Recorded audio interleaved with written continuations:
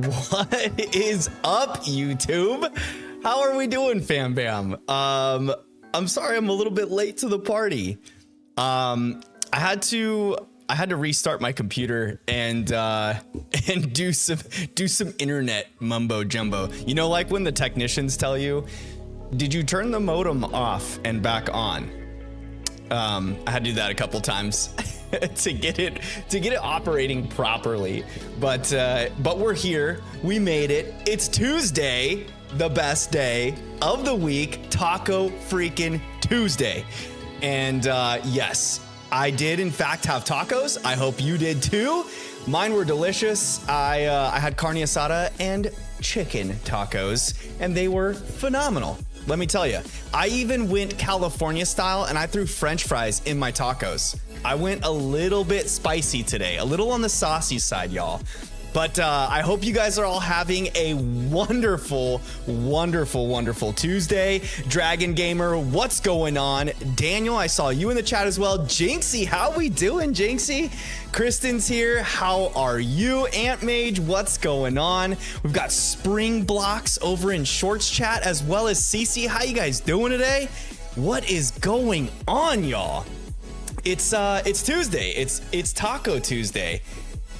So I hope you had the tacos. Dragon Gamer says no tacos. I had Hamburger Helper. Hey, Hamburger Helper is close. It's like ground beef, you know. So if you put it into a shell or a hot dog, it's kind of like American tacos. I guess, maybe. But yo, if you didn't have tacos, that's okay.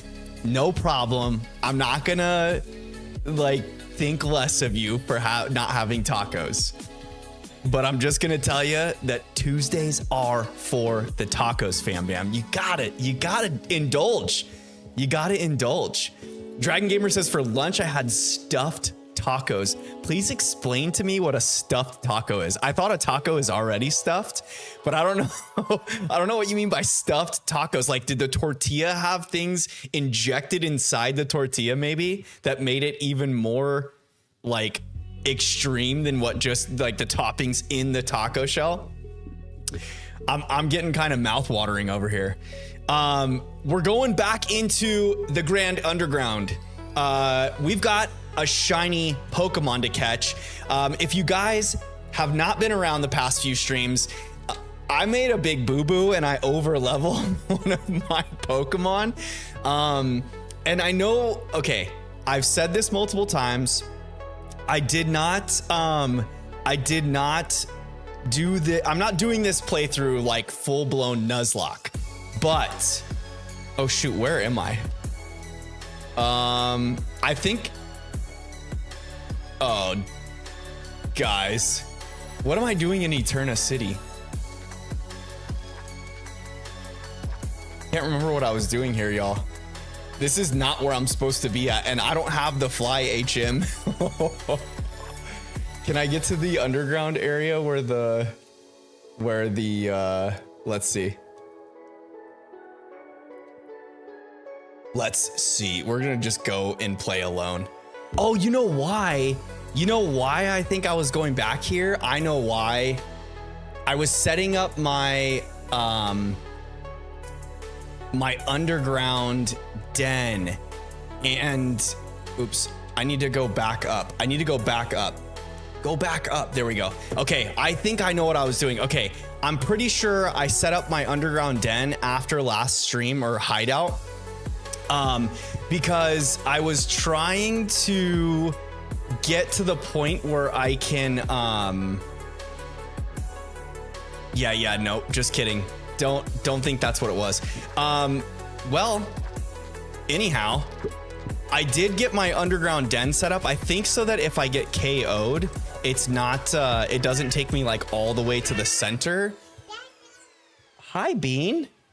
Isla's watching me play now, I guess. Oh, she's coming to show me how clean she is. She's all nice and clean. She smells so good. Oh, she's even shaking her head. Yes. The baby has entered the chat, fam. The baby has entered the chat. Okay, so I came back here to talk to the digging guy and get my underground hidden base. That's what I did. And I didn't take myself back because I think that I can still access the entire area of the underground that I need access to get to the cavern I was in. I think that's what I was doing here, y'all. I think that's what I was doing. Hopefully that's what I was doing. Oh man. It's been a time. Let's just, what a time to be alive. Okay, let me see here. We love a clean baby, Jinxie says. Yes, we do. Oh my goodness, I'm telling you guys, when the babies come out of the bath and they're like freshly lotioned and they have their like little clean wet hair, and I just love giving them snuggles. Oh, the best. It's the best. If y'all weren't here watching right now, I probably would have grabbed her and scooped her up. I would have scooped her up and gave her a big old smoocherooski. Okay. I think the reason why I was here is to get my underground cave opened so that I can collect. Shoot, I don't remember, guys. I don't remember. But I think what I'm gonna do now is I'm gonna go into the underground and connect to the internet. And then that way, if other people on the internet are grabbing Diglets, I can have like that little boosted shiny chance for like 3 minutes. Yo, that is big brain plays. Odd Bro came up with the idea last stream, and I think I'm gonna continue with it because it's such a good idea. So let's connect to the internet, make sure my internet's all good. Gina's just riling up the troops out here. Got my coffee ready to go. Yeah, I can't remember exactly why I was doing that. I was digging in the underground. I know that. Lana's in the chat. Welcome to the stream, Lana. How you doing tonight, buddy? Hope you find that orange boy soon. Me too, my little macaroni and cheese platypus. My little macaroni and cheesy platypus. Let's see. I need to check the underground map. I'm way over here, and I need to get to my den over yonder. It's pretty far. All right, let's start trekking. We're gonna start trekking. I've got a ways to go. Jinxie says I'm such a cute dad. Thanks for the compliment, Jinx. Babe, you got Harley just barking loud in the background. She's going ape. All right, I gotta go down this way and around the corner and over the rocks and through the woods to the lava cave we go. All right, I'll make it there. We stand cheese duck. Yes, the mac and cheese platypus. So what I was saying before I got sidetracked by the scare of jumping into the game where I forgot that I left off is that after stream, I started digging in the Grand Underground a bunch. For why, I don't actually know. Because maybe I was trying to get a firestone, I guess. I don't know. Or some extra stuff to trade. Oh gosh, darn it. I gotta get down there. I gotta get down there quick. But oh, you know why? I think I was going for the little stones, because you can trade the stones. That's what I was doing. I remember now, chat. I was trying to dig up the stones so that I can use them.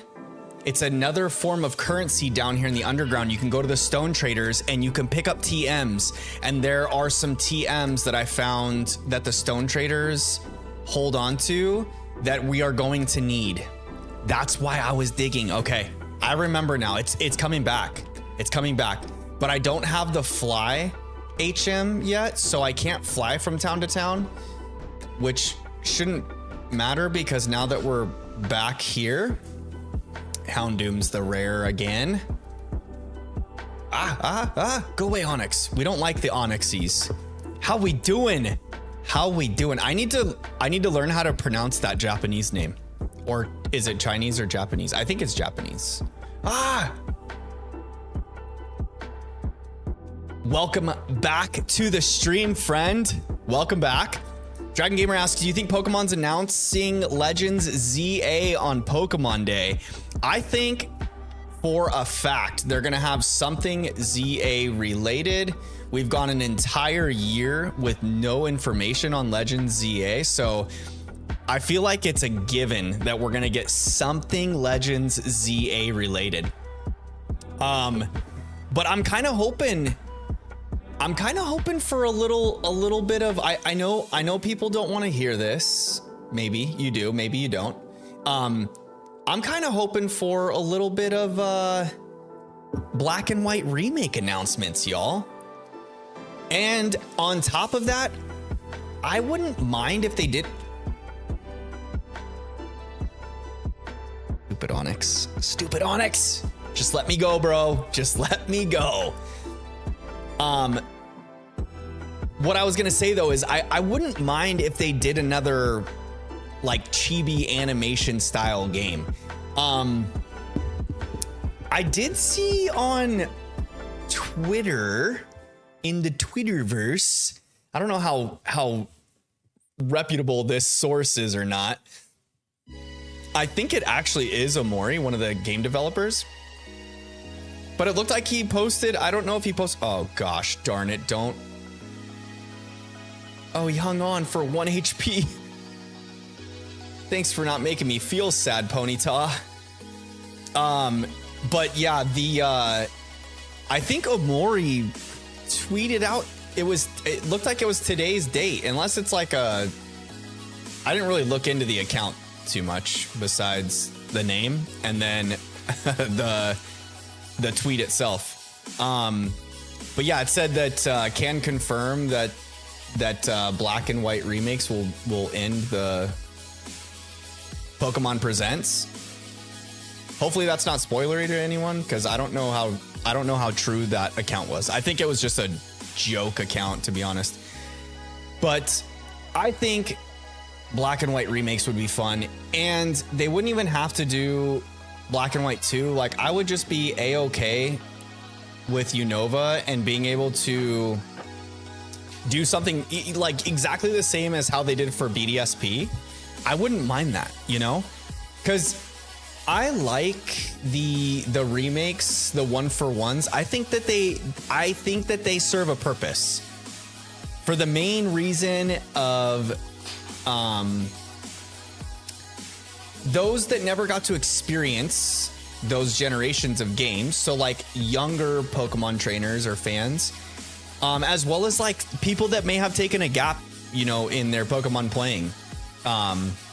It's nice to be able to go back and experience the game the way that it was experienced on the hardware. So like, although Diamond and Pearl get a lot of backlash, or Brilliant Diamond and Shining Pearl get a lot of backlash, I feel like it's because it was based off of Diamond and Pearl. And if you really look back at it, Diamond and Pearl weren't great games. It was Platinum that people love from Gen 4. And what Platinum did. Dude, did he just hit me with an egg move? And what Platinum did for the series. I think, like, if you hear a lot of complaints about BDSP, a lot of them, the main complaint is the fact that they didn't remake the definitive edition. They did a 1-for-1 remake and didn't even do the definitive edition. But I think it's still good because, like, for my enjoyment in Pokemon, I guess, I like the collection aspect of Pokemon. Like, I'm not looking for a difficulty level 11 type game, you know? Like, I just want to casually play and collect some Pokemon, become champion, finish my Pokedex, and then shiny hunt, you know? So, like, I don't need anything special. And if you're gonna make a 1-for-1 remake of the games exactly how they were made before, I don't mind that one bit. I don't mind it.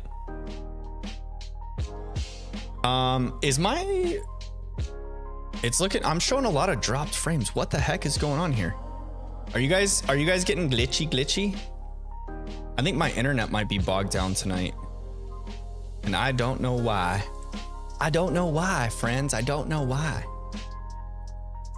Unpopular opinion, I actually like BDSP, Jinxie says. Yo, I am right there with you. I'm right there with you. Of all the Switch games,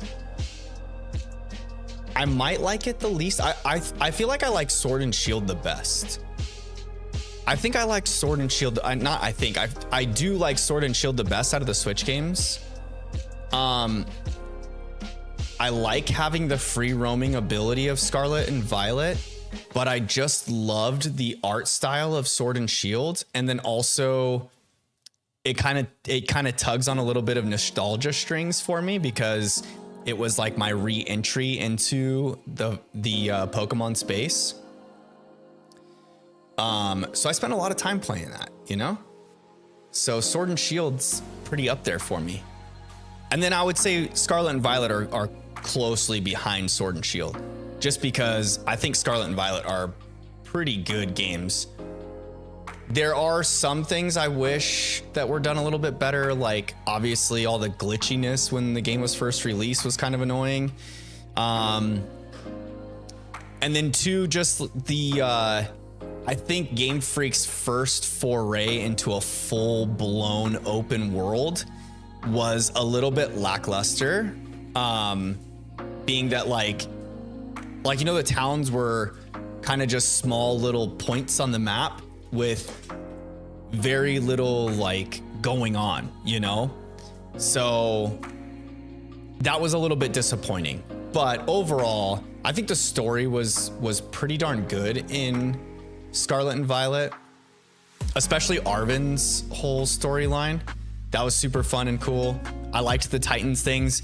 I'm along the lines of like, I enjoy the tried and true 8 badges become champion and then do the post game stuff. So I'm okay with not having like a bunch of different tracks of stories, but I do think that Scarlet and Violet were really good entries to the series. And I think the numbers prove that, you know, like look at the sales numbers, you know, look at the sales numbers of the game. You got Scarlet and Violet that's probably going to surpass Sword and Shield here over this next year, and become the second best selling Pokemon game.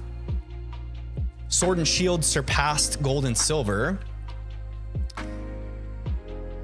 Pokemon's done really well with the Switch, so I think it's been a great time. I think that the success of the Switch has a lot to do with that as well. The Switch really reminds me a lot of the Wii. When the Nintendo Wii was around, it was like every family had a Nintendo Wii console, and then if they did have another console, it was either Xbox or PlayStation. It wasn't like most families didn't have both Xbox and PlayStation unless you had like a hardcore gamer kid, you know? And then every family had a Wii as well. And the Wii was like crazy big. And I feel like the same thing is kind of true with the Switch. If not more so, like there's a lot of families out there that just like play family friendly or party games that just have a Switch and no PlayStation or Xbox. Like I don't own a PlayStation or Xbox. My son Chandler has asked like one time for a PlayStation or an Xbox. I think a PlayStation he asked for, but a little bit of lag. Oh no, a little bit of lag. Yeah, I think my internet's kind of pooping on me. Yeah, I'm showing a lot of dropped frames too on my OBS screen. Gosh darn it. All right, let me try something here. Let me try something. Let's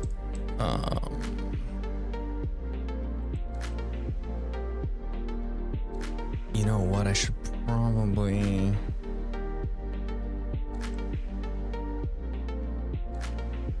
What's happening, Ralph? How you doing? Welcome to the stream, buddy. How was your Tuesday? How were your tacos? I hope they were delicious. Dragon Gamer says Legends ZA might have DLCs. I think that it will. I have a good feeling that most of the games that the Pokemon Company are going to release from here on out will probably have DLCs, even if it's something as simple as like what Legends Arceus had. Okay, I've got medium quality selected. And I think I just need to keep that there. Uh-oh. Did I get like we're good. Okay. Grab that, and that. And then on this one, I need to decrease, I think. Golly. Let's do this. And then hopefully that will help with the internet troubles. I'm showing excellent connection on both streams right now, so I think we are okay. Hopefully that fixed it. I just lowered the bitrate a little bit on the short stream, so the quality of the picture on short stream might go down a little bit, y'all. Sorry, Ralph. But yeah, that should probably help a little bit if my internet's pooping on me, which I think it was, because I did a speed test and it was not what I'm paying for. I'll tell you what. Jinxie says, not me openly weeping at Arvin's story. Yo, I'm telling you, it pulled on the heartstrings. It's one of those things where like I really took to Arvin out the gates too, just because he reminded me a little bit of Blue, and I'm a Gen 1 player. Well, like I entered the Pokemon space with Gen 1. And oh dude, I'm still dropping frames. Are you guys noticing the glitchiness? Is it bad? Hijola.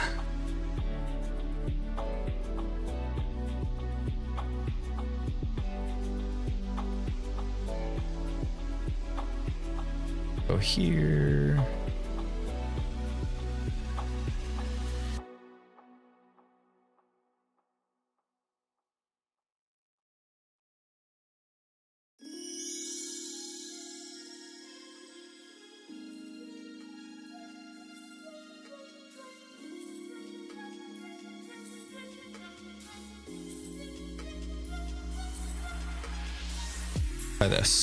Try this. Apply. Okay. See if that. Watching while crafting. Yo, multitasking at its finest, Jinxie. Yeah, I noticed even like I've got the YouTube Studio preview like pulled up on one screen. Oh, there's my Magby. That's my Magby. Hopefully that helps out a little bit.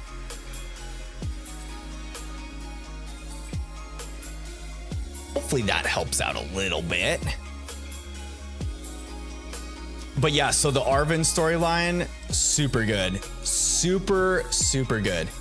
And what I was gonna say is, because I started out playing Pokemon games in Red and Blue, your rival is Blue, and he's like he's kind of a spunky jerk, you know, like he's constantly ahead of you the entire game, and he's constantly talking crap on you every time you meet up with him, and you constantly beat him. So like the first time you run into Arvin and he's like kind of a jerk a little bit, I kind of liked it. I was like, yo, are you being mean to me right now? Are you being mean to me right now? Are you abusing me? All right, maybe not like that, but still, he was like kind of oh shoot, go away, Skorupi. He was kind of like oh hey, there's another dude in there. He was kind of like a little bit blue like in the way that he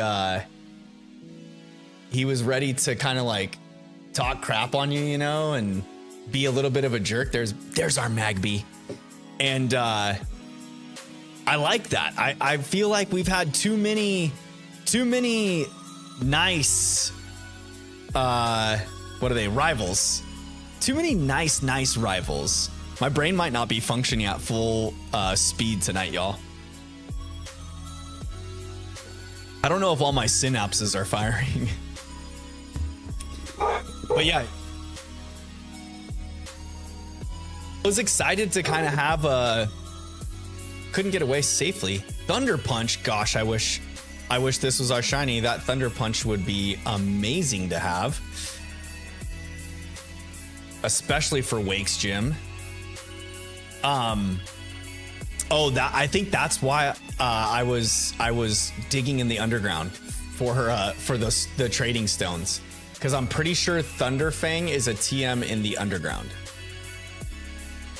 Or no, it's I just have to go teach Leo. That's what it is.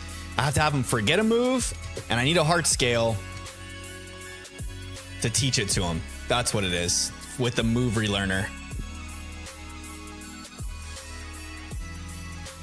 Ralph says I like the Arvin storyline too. It was really good. But like that's what the thing I was saying too is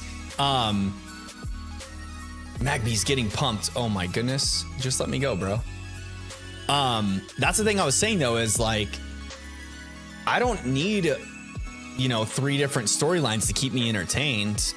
I'm good with just the champion quest, get my 8 badges, become the region champion, and then go into the post game a little bit. I'm all good with that. And I think that's why I enjoyed Sword and Shield so much, because when I did come back to the franchise on the Switch, for one, it was on the Switch, which was super cool and convenient, and I didn't have to hold on to like a little mobile device type game, I could play on console, which was super cool. But then also they went straight back to the bread and butter. Like if you guys haven't played Sword and Shield lately, go back and play, because it's very satisfying in like a gens 1 through 4 kind of way, like it's very similar. And of course they had a couple little different things, like there wasn't like a true Elite Four. You just have that champion tournament thing that you do, and then take on Leon, which I was okay with. I think that was cool, especially because you had all of the sports theme behind the whole game with the region, emulating England and the soccer culture that's there, or football as they call it, football. But yeah, if you have not played Sword and Shield recently and you forgot, definitely go back, because the art style of that game is so perfect. It like encapsulates the like anime art feel, but also brings it into a video game that makes it very entertaining and fun, in my opinion. In my humble opinion. And my opinion might not be the same as everyone else's, but it's a good one. It's a good opinion to have. Oh look, there's another dude over there. I need to get that outfit. That sweater outfit's so cool with the warm hat. I love it. Orange Panda Plays, welcome back to the stream, buddy. How you doing on this wonderful Tuesday, my friend? I hope your tacos were delicious. Oh, do you? Jinx says, I had a dog named Jake that had a similar build to Mabostiff who was kind of sickly, so I named my Mabostiff Jake. It hit home hard AF. Yo, that for sure would. That for sure would. Was Jake an English bulldog by chance? Or was it like a a Mastiff mix. Yo, get out of the way, Skorupi. Yeah, I could see that definitely hitting home. When you've got a furry friend that looks pretty similar and the storyline does what it does. Oh, go away, Onyx. Look at me weave and bob through those guys. Weaving and bobbing. Ralph says Synapse surprise game announcement announced Thursday, question mark. I think if we get any surprises, it's gonna be a black and white remake. Because if you guys remember too, there were, I don't know if any of you follow the leakers or anything, but Koo had like been hinting at black and white remakes back. Oh shoot, gosh dang it, Onyx. If this thing freaking takes me out. But anyways, last year Koo, during like the DLC releases and whatnot for Scarlet and Violet, Koo had been hinting at just let me go, please. Yes, got it. Koo had been hinting at black and white remakes.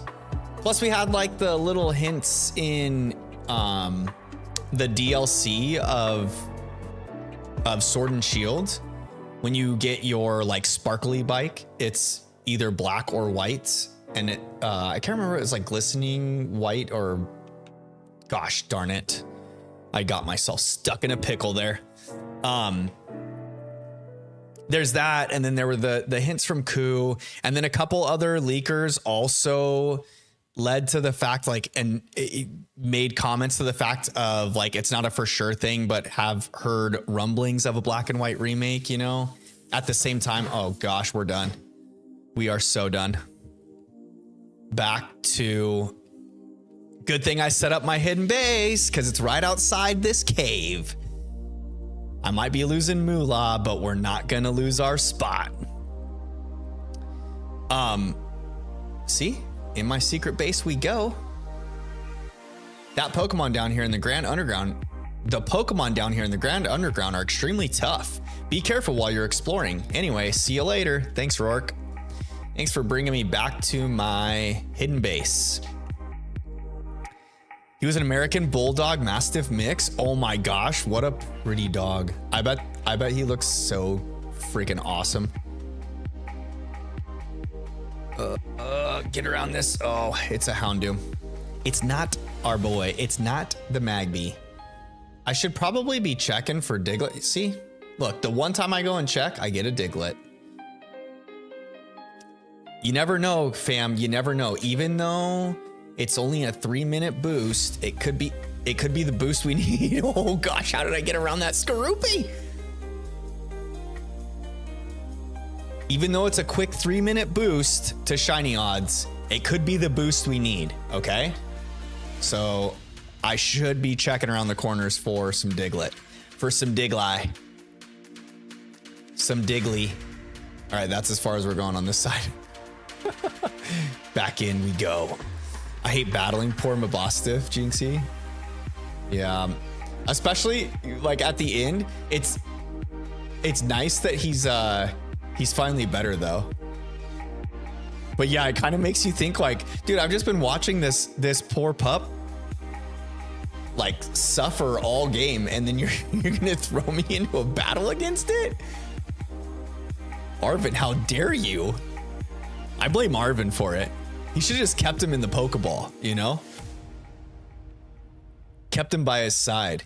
Couldn't he just pull a Pikachu and like leave him off the team for the battle sequence at least? Nah, they had to really test your patience and mental fortitude. Like, hey, we're gonna bring you down a couple notches, and then we're gonna make you face off against the Pokemon you've been feeling emotional for all game.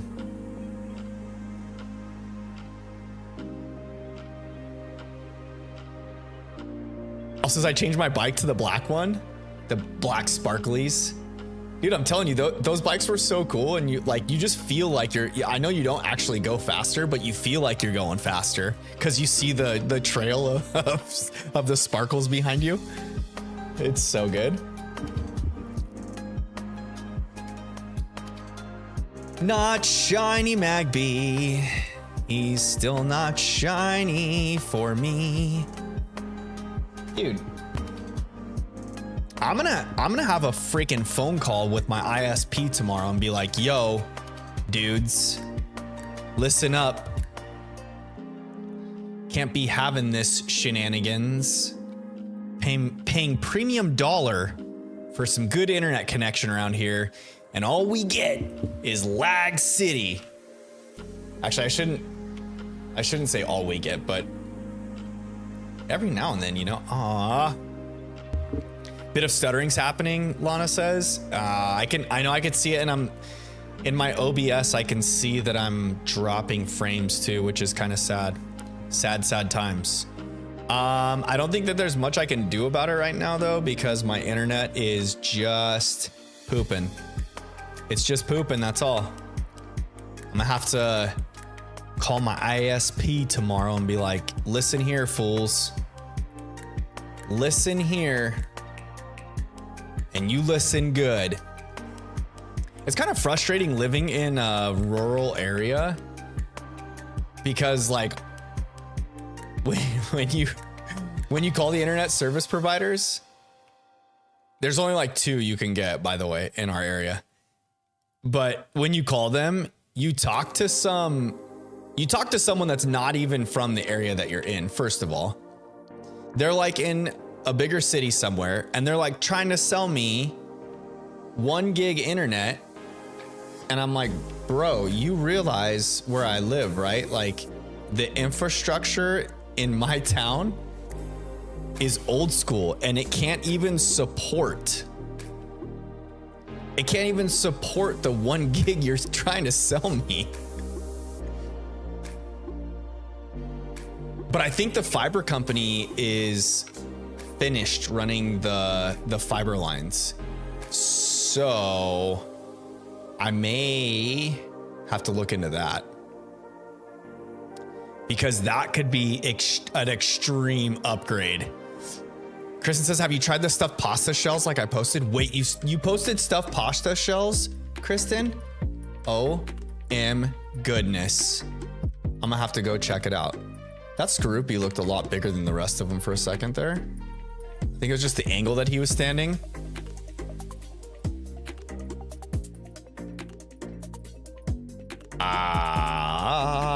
There's my Magby. This is it right here, fam. This is gonna be the shiny for sure. Just kidding. I lied. Don't be mad, please. Don't be mad. Jinxie says it's fine if I don't see you walk through every doorway or hit every flame burst. I think I'll live. I come for your riveting commentary. Thanks, Jinx. Thank you. I'm glad you're here for the good times and good chats. You say some goofy stuff sometimes. Occasionally I'll go back and like watch my streams. So that I can kind of like critique myself. If I have time, I'll go back and watch a stream or two and just like critique myself and find out like, I don't know if I'm leaving too much dead space here and there, or like just staring at the screen too much. I feel like it gets boring, you know? And then also it's really weird talking to a camera, like pretending that this little device on my desk here is you guys. So getting used to that has been a little different too, but I feel like I'm getting better. And by rewatching the streams and actually seeing like when I'm trying to address you guys and notice that I'm actually looking at chat and my chat window instead of you guys, I feel like I've gotten better, because now I'm like, during stream, I think about it more. Like when I'm talking to you guys and I'm going to look at you guys, I don't look at the down here where my chats are. I just like look at you guys, you know, or try to. I catch myself still, but aw. But yeah, sometimes when I'm rewatching, I've said some real goofy stuff. Like, I don't know how some of this stuff like comes off the top of my head. But it do sometimes. It do.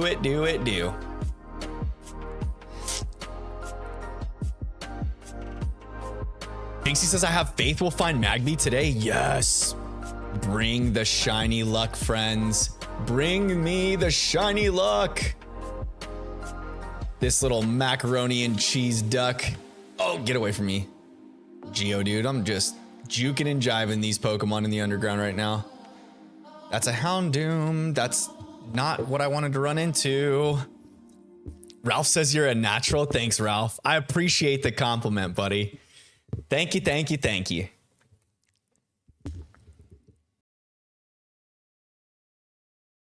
Anna says examples being like your dad jokes.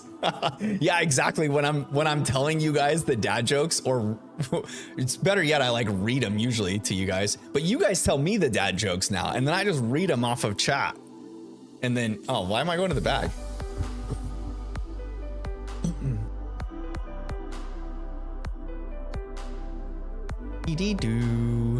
Dee-dee-doo. Can't type, my nails are too grown out. Oh no. The struggle is real. Yeah, I don't have that problem. I just got little stubby fingies. Little stubby fingies. I think last week my oh shoot, get away, Skorupi. I think last week the inside of this thumb was cut, and now this week this side of this thumb is cut. It's like I can't get through a full week without one of my digits being split open for some reason. I don't know what it is, fam. I'm real good at cutting my fingers open on like random stuff, I guess. All right, that's Skorupi gone. Gotta keep remembering to go check for the Digletts. Keep forgetting. Look at, we're almost there. Yo, the Odd Bros shout to go. Excuse me. Odd Bros shout to connect to the internet for the underground was so smart. That was like the biggest brain play ever. I don't know why I didn't think about doing that to begin with. Like, if there's a chance to increase your shiny odds, why not take it, you know? It's a quick little 3-minute dash, but it's better than nothing. Come on, come over here, Geodude. I need you. There we go. Need to juke and jive him so I can get to our friend. Not the shiny we're looking for. Not the shiny we're looking for. I had a really good dad joke the other day. Why do chickens only make one sound? Because they can't think outside the box. Oh, that is a good one. I love it. Jinxie started it. Let the dad jokes begin. Let them flow, fam. Let them flow. And don't forget that all of the dad jokes and liking the stream as well will bring on the increased shiny odds. So don't forget, while we're at it, please click the thumbs up button for me. Oh, this one's got belly drum. Look at all these Magby down here with their cool egg moves. I guarantee you the shiny that I find is not gonna have a cool egg move. It's just gonna be like, it's gonna be dumb. It's gonna be dumb. Oh yes, we got another shiny increase here. Hopefully. No.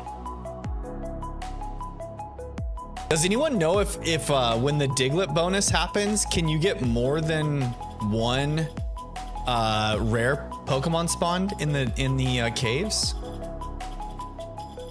Does anyone know? I feel like it just increases the shiny odds a little bit, right? I don't think it actually creates more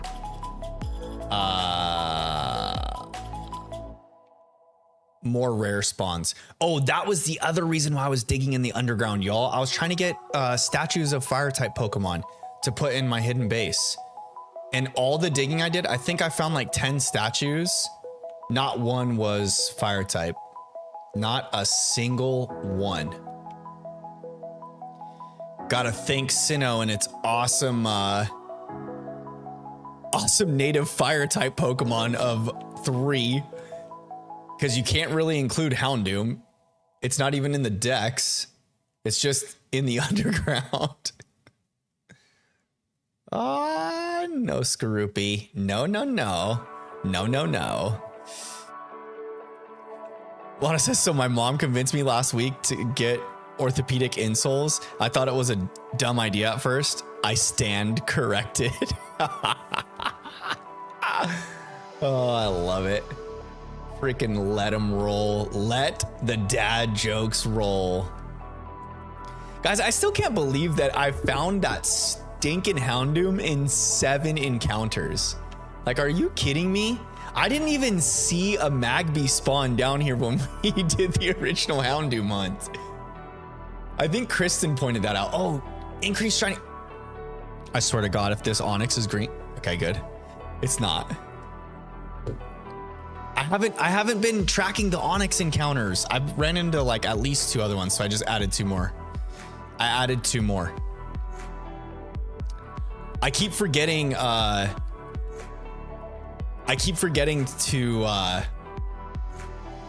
what the heck? I just ran right through the Magby. I keep forgetting to increase the encounters when I accidentally run into other Pokemon. What did I run? I ran into a Skorupi too, so I need to increase that one too. If I don't do Pokemon, I'll just take the Gotcha Luck. The Gotcha Luck. You get more statues, but only after the national dex. Yeah, because that's when you get like more fire Pokemon available to you. What a sad, sad day. Yeah, I thought I was gonna be smart and like get the gems for trading with the traders down in the underground. And then I thought maybe, I don't know if it works like this, but if I found some fire statues, fire Pokemon statues, I could put them in my hidden base. And I know it increases the chance to find fire types, but I'm just not sure that it's going to increase.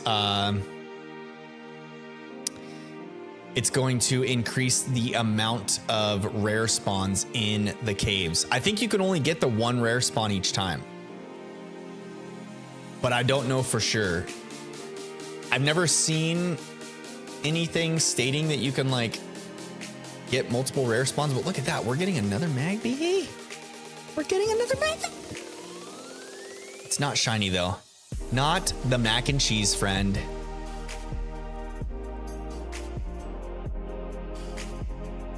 Darn it, bubblegum. We want mac and cheese. That's right, Lana.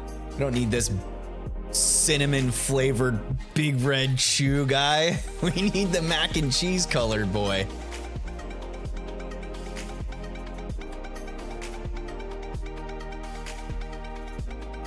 Lana says gotcha being gambling games like Star Rail, Triple Z, Withering Waves, etc. I don't know what any of those games are. I'm sorry. I don't know what any of those ones are. Kristen says it's been a dumb and stressful day. Pizza should help. Pizza always helps. Pizza and tacos, friends. Like, you know, it's just in the rule book that if you ever eat pizza or tacos, your day is much happier. Just happens. Like, you can't tell me if you can tell me a time that you recall where you had pizza or tacos and then your day sucked, let me know. I'll be here waiting. I'll be here waiting for that story. No. JC says, did you know despite there being 1,025 Pokemon, there are less than 100 fire Pokemon? Really? There's less than 100? How many types are there total? There's 18 types. Is it 18? Water, fire, grass, electric, psychic, dark, steel, normal, rock, fighting, bug, fairy, poison, flying.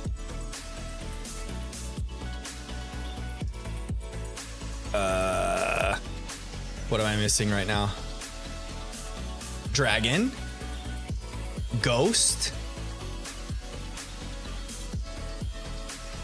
There should be 2 more. Oh my gosh. Oh my gosh. Dragon, ghost, ground. Oh, what is the last one? I said bug, dark, psychic. Ay, go away. Ice, baby, bum, bada, bum. I saved that one for last on purpose, y'all. Just kidding. It just worked out that way. Sometimes coincidences are perfect. Oh shoot. I guess that makes sense though. Like not even 10% because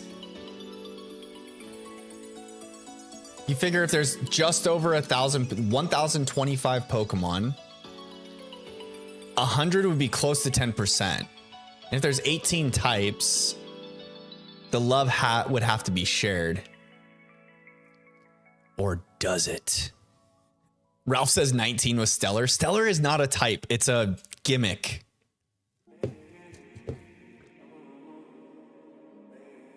Stellar is not a type, Ralph. It's like Gigantamax.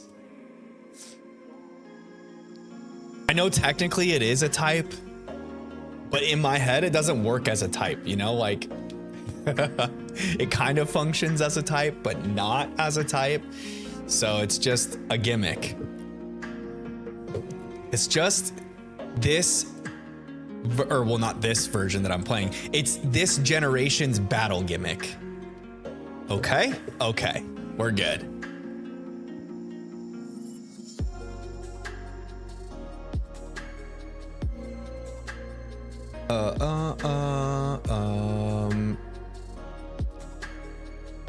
I just threaded the needle there between the Onyx and Skorupi. There are 98 fire type Pokemon in contrast to 159 water type. Holy cow. That's a pretty big difference.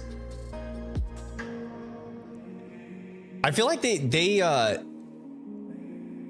Game Freak just makes like multiple different types of fish, but I mean, it kind of makes sense, I guess, because there's so many different types of fish. So I guess.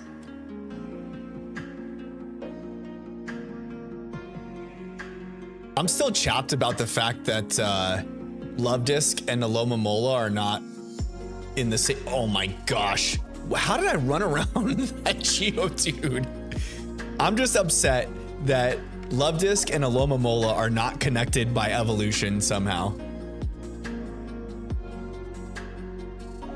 Game Freak was like, here's this useless water type Pokemon that looks like a heart. So it's cute and everyone will love it, but also it's good for nothing. Like it can't do it well in any battling.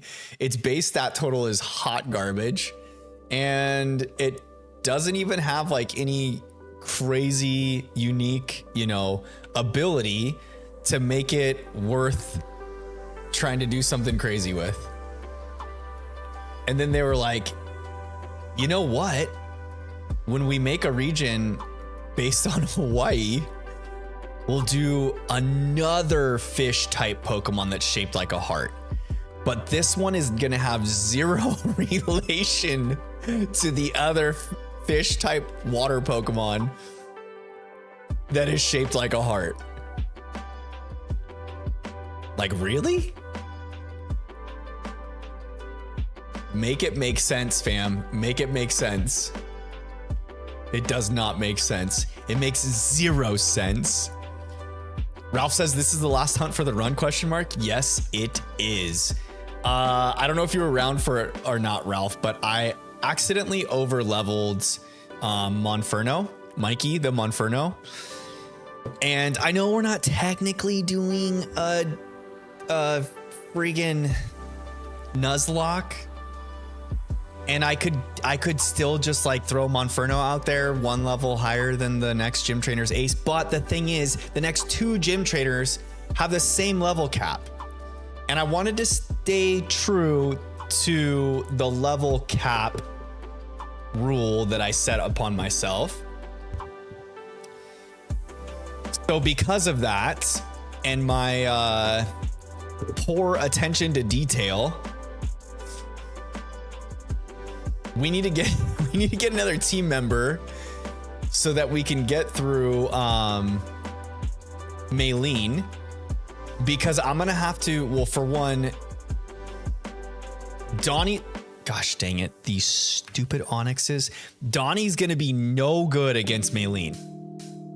Dark types are not good against fighting types, so we can't bring Donnie. Also, Donnie's at level 30. He's at the level cap, so I can't over level him. So there's no way I'm bringing him to the next gym, because he is going to be my staple against Wake.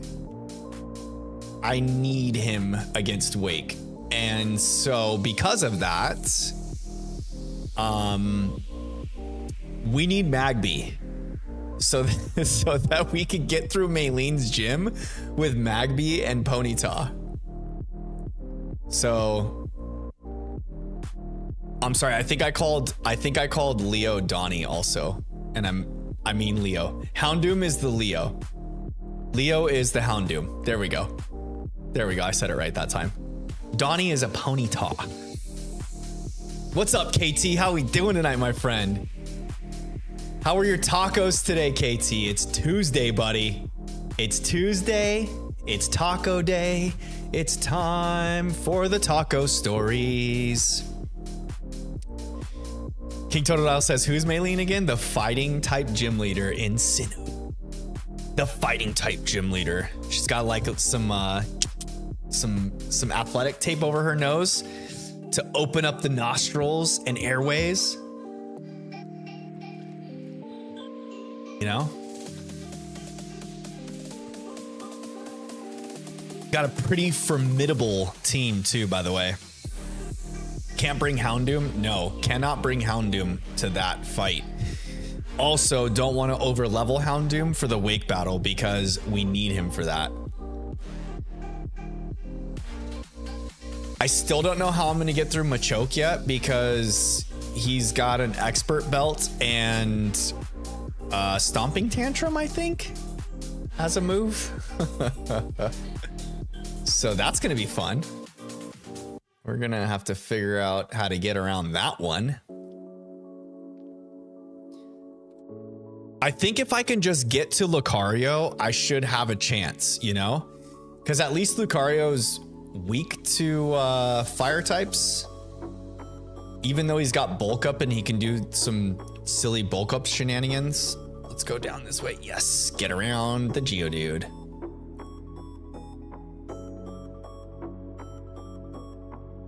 Doing your year-long shiny hunt for Regirock? Oh my gosh, more than a year? Holy poopsicle. How many encounters have you been doing? Which game are you hunting Regirock in, by the way? Over a year hunt. That's a good long while.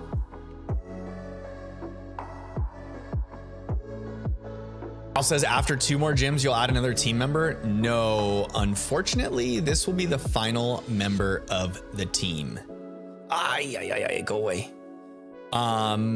Because there's no more fire encounters after this until I unlock the national Pokedex, which is either after you become champion or when you complete the Sinnoh Dex, which I'm not gonna do before the champion battle.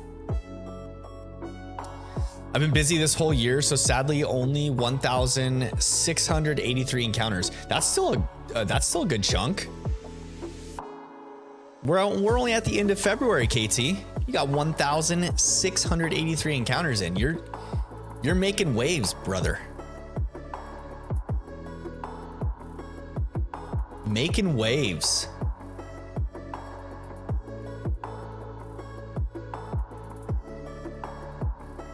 Crazy there aren't more fire types, Ralph says. Yeah, there's only 4 because we're playing Shining Pearl. Otherwise there'd be 3. We wouldn't have this Magby encounter if we were playing Diamond, because we would have Elekid instead. So thank our lucky stars for Shining Pearl, because we get a 4th team member. And I know a lot of people, there were people asking about Eevee, and you don't get Eevee as a gift until after you unlock the national dex, you get a gift Eevee. So I mean, technically, like there is a way I could unlock the national dex before I take on the Elite Four. But technically, it'd be like after the 6th gym. And if I were to do that, I would probably only add Numel to my team just because he's such a cute little fire guy. And then Camerups, Shiny is freaking epic. I'm telling you guys, the black Shiny's got me in a chokehold.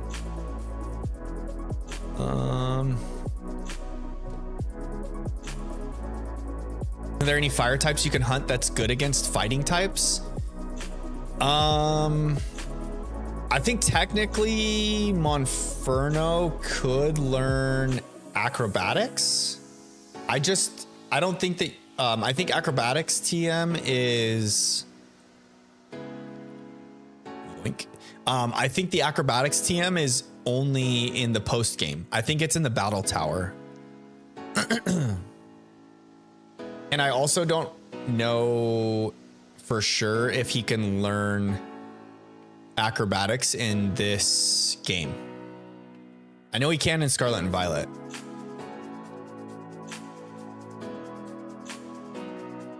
Pick the one type that has the least amount of Pokemon in BDSP. That's the point of the challenge, KT. That's the point of the challenge. To try and beat BDSP using only fire types, but make them shiny. Yeah, pretty crazy, right? I decided that it'd be a good idea to shiny hunt all of my encounters and play with a level cap. It's gonna be doable. It's not like, it's kind of like I'm playing the game in hard mode, you know? Al says he learns that move naturally. I keep that move every time. He can learn acrobatics at level 46. He learns acrobatics at level 46. That's pretty cool.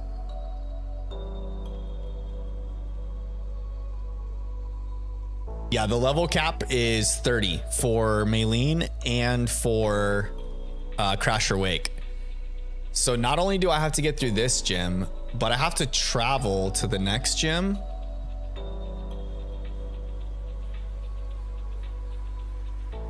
I don't know if I can skip the Rocket encounter, or not Rocket, Team Rocket, Team Galactic encounters.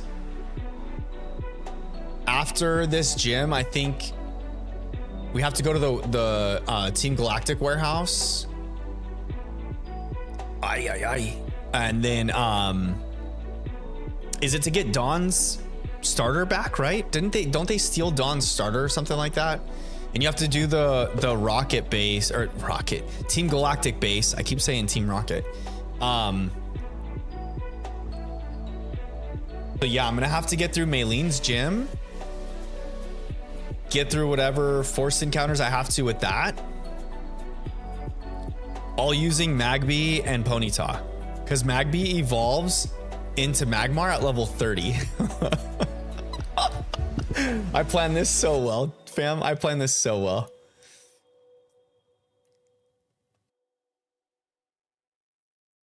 So the idea is get Magby to 30, evolve it into Magmar, and then I'm going to give it a Magmarizer. Probably what I'll do is get Magby to level into Magmar, evolve into Magmar, then send it into Arceus so I can give it a Magmarizer in that game, evolve it, and then send it back to BDSP. That way,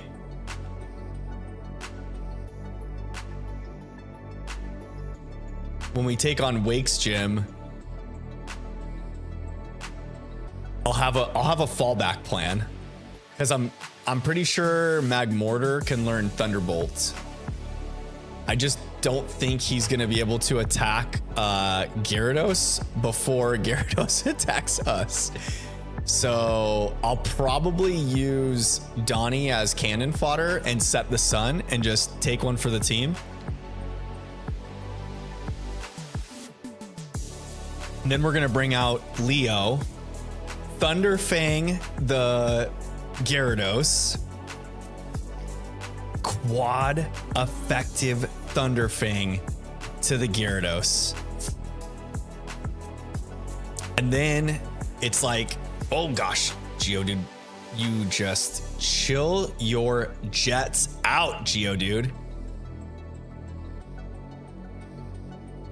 Yeah, so it's necessary that we get this Magby before we continue on, because can't use Houndoom until the next gym because of the level cap, and Monferno's over leveled, so that's out the door.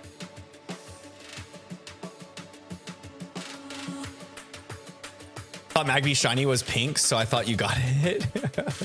I wish. It's a cool mac and cheese colored friend.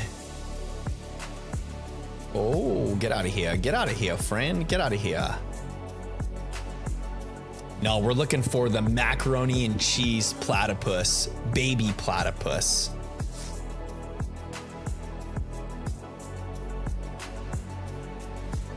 The little dude, that's a Houndoom up there.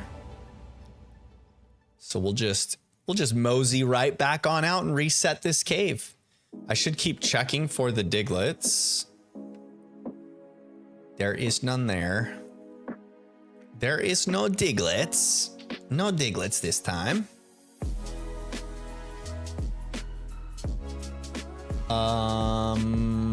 Poopsicle. No rare spawn at all. Bam, you guys got to keep me in check here. You can't let me keep going out of the cave and not checking for the Diglets. We got to stack as many odds in our favor as we can for this shiny hunt, y'all.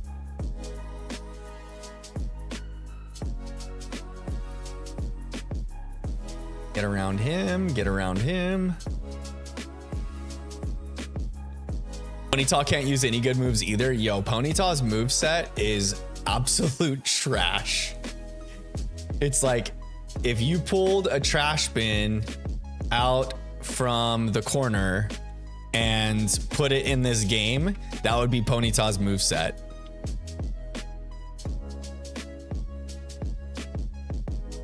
I think I'm just gonna use Ponyta as a sun-setting sacrificer in case we have to battle against any water types. We're just gonna set the sun, weaken water type moves, and then the team will take it from there.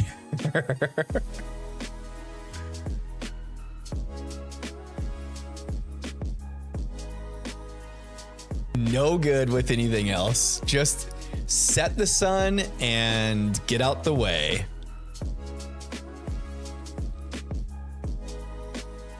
Lana says they're trying their best. It's Donnie. Donnie the Ponyta. And hey, their moveset might be hot garbage, but we're gonna lean on them to get us through Maylene's gym. So there is that, you know? Oh my gosh, Kristen, you made brownies yesterday? Yummy. I'm a sucker for some brownies. Brownies are so freaking good. Gina and I used to like always keep a box in the pantry just in case we get that little urge, you know, to make boxed brownies. Not lately though. We've been both pretty good this year, trying to stay on the straight and narrow health kick, you know? Don't stray too far off the tracks. Can't be straying too far off the tracks. Yo, yo, yo, yo. Chill, friends. Chill. Is Houndoom even in the BDSP decks? I can't find him. He is not in the Sinnoh decks. He is in the national decks, but he's available in the underground in these games. So technically, like native to the Sinnoh region, there's only 3 Pokemon that are fire type. So if you wanted to get like real technical, you could do a like Sinnoh only fire types. And then you would just have Chimchar, Ponyta, and Magby.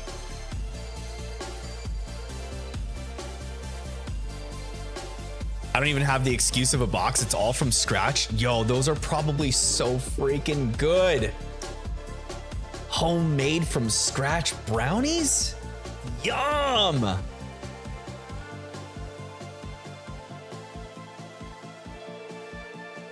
Couldn't get away. Just let me go find a shiny version of you.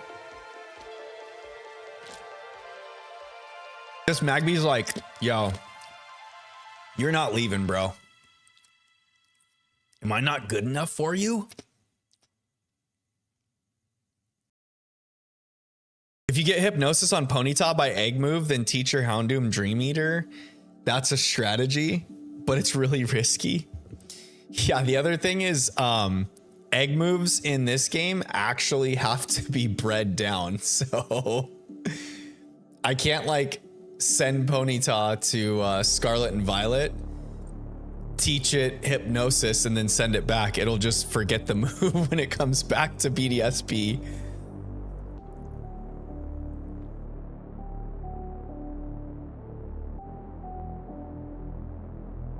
And I don't know about y'all, but I don't really feel like Masuda hunting a shiny for this playthrough. I feel like this underground hunt is good enough.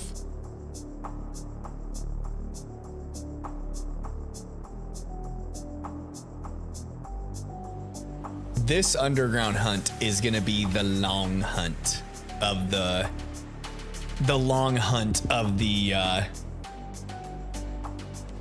playthrough. Bro, that's rude of the Pokemon Company. Wait, what is the egg moves? They made it so easy to do egg moves in Scarlet and Violet, and they were just like, but before Scarlet and Violet, you had to go through the pain and suffering. Air punch. It sure would be nice to get a Magby with Thunder Punch.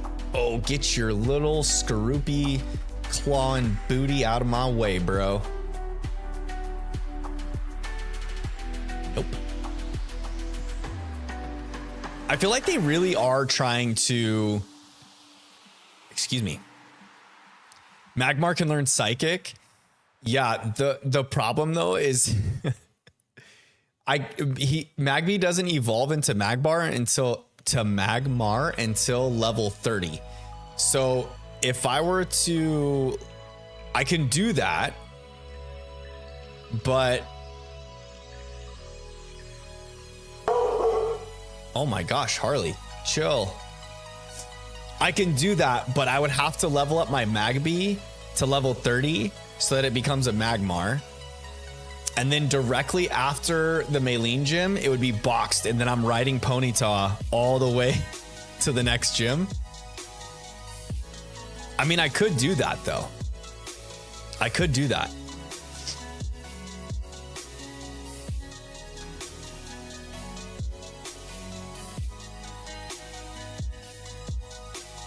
Magmar can learn Psychic. If you teach him and teach Monferno Aerial Ace, that's also a strat. I was hoping to use Monferno and some sort of flying move against Maylene to begin with, but I went and made a boo-boo and over-leveled my Monferno, so Mikey's gonna be on the bench, unfortunately. Mikey the Monferno has to ride Pine while we go face Maylene.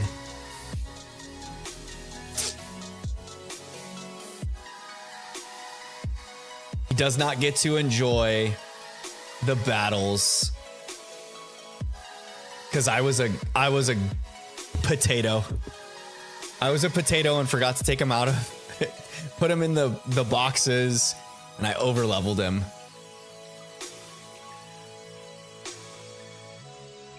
AT says, I don't have any more strats. I think what my strat is going to be is yoink. Okay. Depending on what egg move we get, if we get an egg move on the Magby we find, we'll kind of change things. Otherwise, oh my goodness, why did I have to run into it? Luck is your strat? Yeah, for real.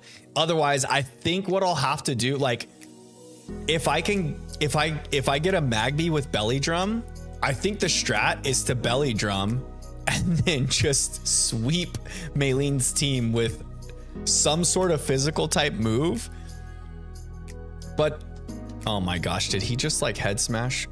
Yeah. Yeah, we out. We out, fam. We out these. So if our Magby has belly drum, we can do some belly drum strats.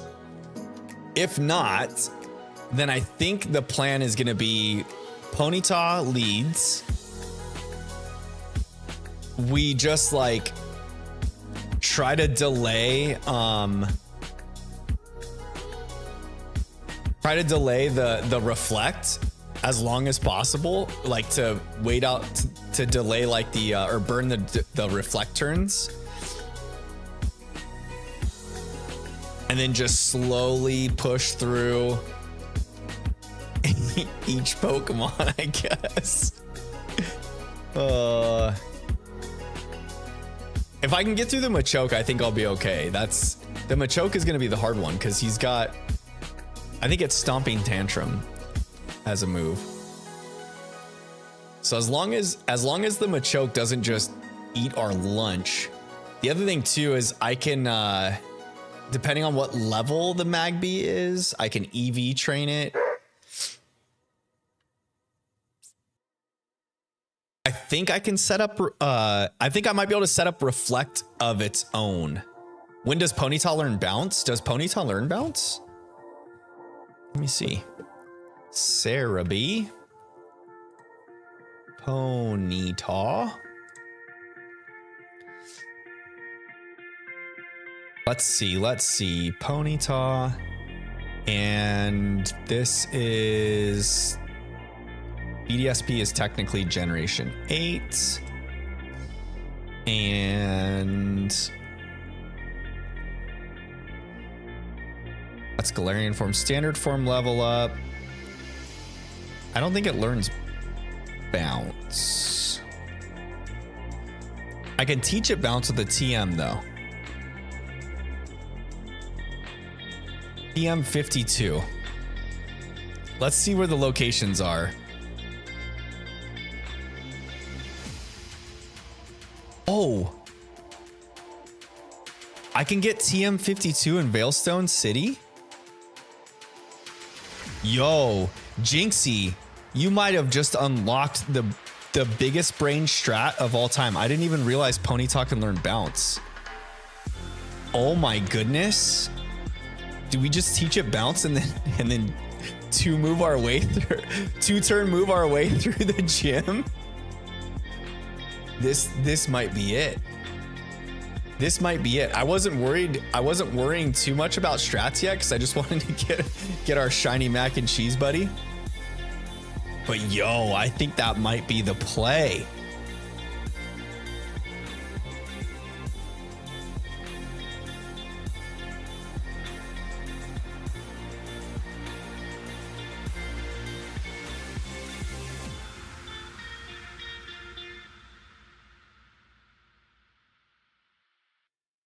That might be the play. Jinxie just coming in with big brain strats right here. I hadn't even looked at Ponyta's moveset again because I was so disappointed in it the first time. I was like, oh, wah, wah, wah.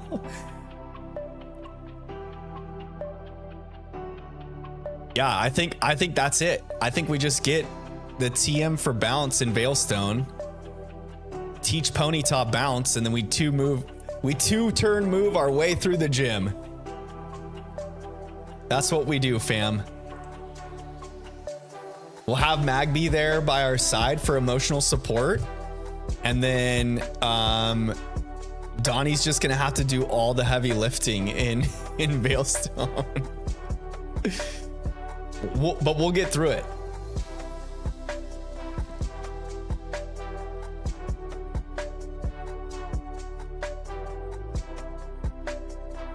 I was thinking about EV training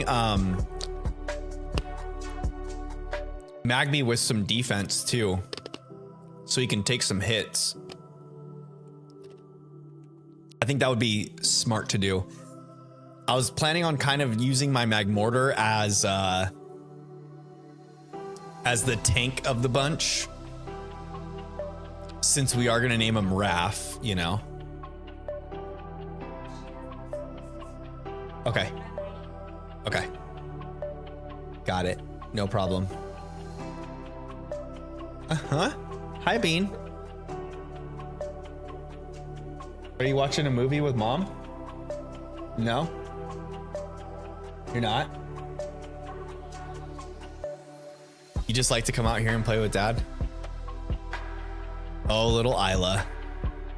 Oddbro, what's going on, buddy? How you doing today? How was your Tuesday? How were your tacos? Don't tell me you didn't have tacos, Oddbro.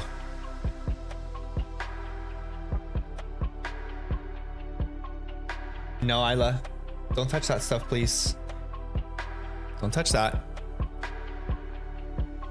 Don't do that. She doesn't do the finger wave anymore. Guys, it was so cute. We used to tell Isla. So Isla goes to her grandma's house pretty frequently to hang out and chill and spend time with Granny. And it's her nanny, actually.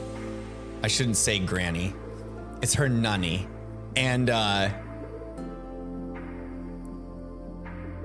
her nanny would tell her, don't do that. So then we got her home one night and she kept waving her finger at me and Gina and doing and we couldn't figure out why.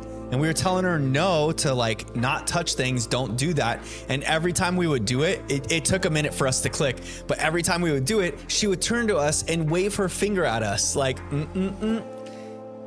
We thought it was the most funny thing ever. And then we figured out that if you tell her don't do that, she would like wave your finger at us. So we started doing it like all the time.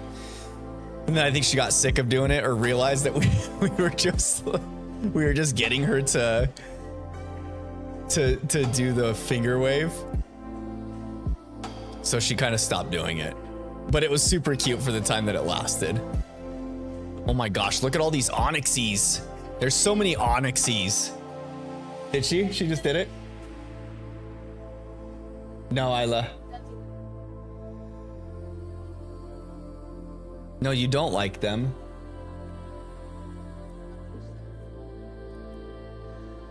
Oddbro says I had fried chicken and rice for dinner. That sounds freaking delicious, actually. We, Gina made some, like, teriyaki ground beef last night with some rice. And she put some of, like, the crunchy chili oil on it for me. Oh, my goodness, fam. It was, like, the most simple thing, but so packed full of flavor. Just delicious. Yeah, it was so good. Are you kidding me?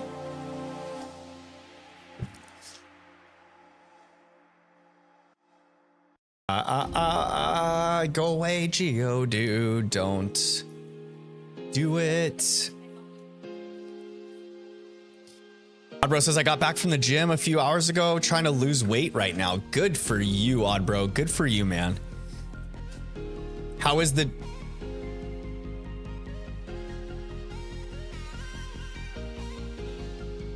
gym going? How long have you been into the gym routine, by the way? Oh gosh, dang it. I ran into the wall. Ran into the wall and let the Geodude catch me. Da doo doo da da da da doo da da da da da da da doo doo.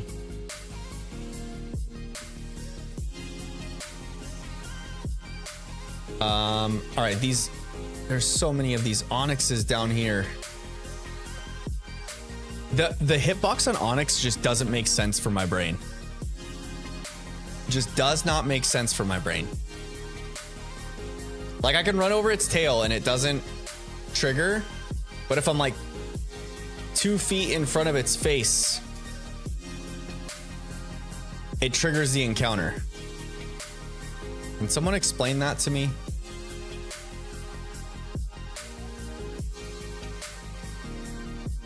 Oh, a Diglett. There we go. I'm like 270 right now. I'm tall, 6'1", which does make me naturally heavier, but I still shouldn't be almost 300 pounds at 15 years old. Yo, how's the gym going for you though? And how long have you been into the gym routine? That's good that you're getting motivated to get in and get your workout in, man. Get control of it. Jinxie says Onyx is a big boy. Yes, he is. Onyx's hitbox is massive, but like the location of his hitbox in relation to what you see in the game doesn't make sense.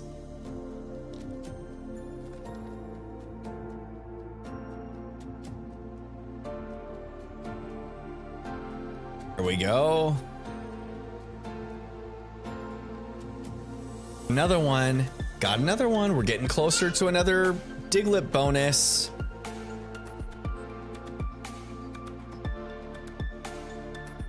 Got a feeling that when we find the shiny, it's going to be during a Diglett bonus.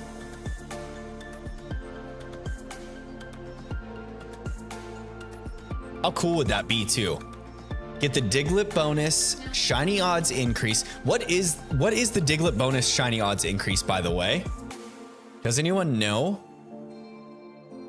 Does it like half or like give you one extra roll for the shiny maybe? Houndoom in the corner. It's going all right. I've only been at it for a few days now. I finally got my crap together when I started feeling really insecure. So I figured I'd do something about it. That is a great attitude to have. That is such a good attitude to have. Proud of you, buddy. I'm proud of you, Oddbro, to get in there, get it done, get your workouts in. The good thing is, like, you're at the beginning right now, so it's going to be the toughest right now. But once you get that routine going, and you're in the groove and you push through the like rough start, the soreness, it gets easier. It gets easier. And then once you have it as a routine, locked and loaded, baby. Locked and loaded.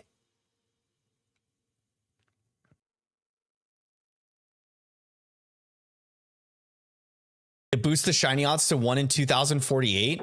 Nice. Yeah, so it's like it cuts him in half. I need a Magby to spawn so I can have boosted odds of it being shiny. Just spawn Magby.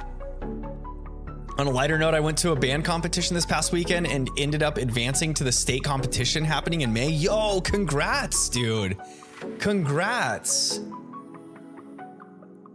Going to state for band competition? A lot of good things going your way right now. A lot of good things.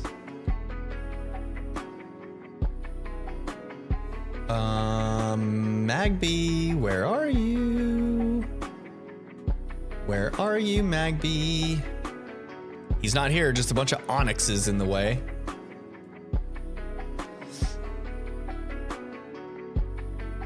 No Magby there. No rare spawn there.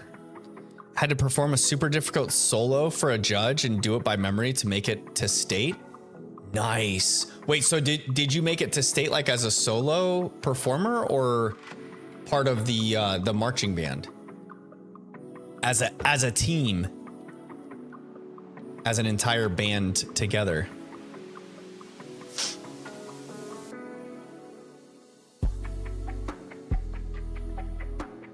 I didn't realize. I thought in marching band you had to have your routines all synchronized and like go at it as a group. I didn't realize they had like individual performances too. That's cool. No Magby here. I think we're gonna go this entire Diglett bonus without even encountering a Magby. Oh, come on, Magby. Just exist. Just exist. One Magby, please. One Magby during the Diglett bonus, please. Is that too much for a guy to ask for? Is that too much for a guy to ask for? The contest is called Solo and Ensemble. Ah, nice. Very nice. I like. Dude, I like this whole idea of, oh my gosh, there it is. There's one. Please be shiny. Please be shiny. Please be shiny. Please be shiny. Please be shiny. He's not shiny. Darn it. That would have been such a good one to get shiny. Just exists, forehead. Exactly. Just be the 30% spawn we need. That's all. Are you too good to spawn? Are you too good to be part of our fam bam? Watch back-to-back Magby spawns. Let's get it. Yes, please. Thank you. No, maybe not. Just kidding. Not back-to-back Magby spawns. Oh, and there goes the Diglett bonus. Diglett bonus is over and we get a Houndoom to spawn in. Aw, man. All right. Time to start checking the corners again. Run through the cave, check the corners, get the Diglett bonus going. Our internet friends are really helping out with the Diglett bonus here. Is forehead even a relevant meme anymore? I don't know. I'm 30 with a real job now. I still use it. I still use it. I think it's a great meme.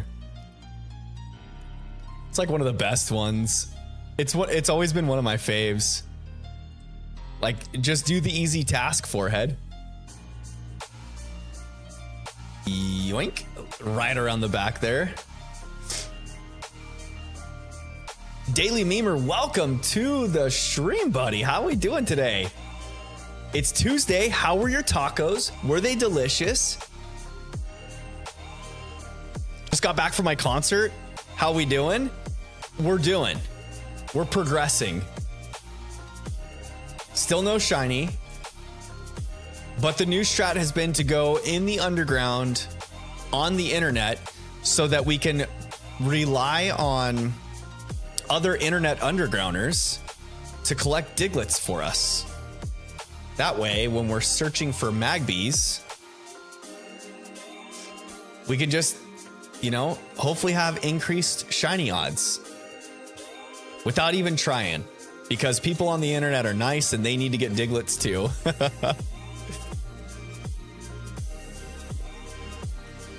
Kristen says, me not even knowing what that means. Wait, the forehead meme? You don't know what that means, Kristen? Aw.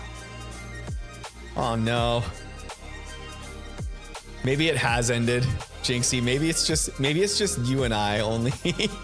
I work with Boomer airplane mechanics now, and the first time I said just fix the plane forehead, you'd have thought I spoke Chinese to them.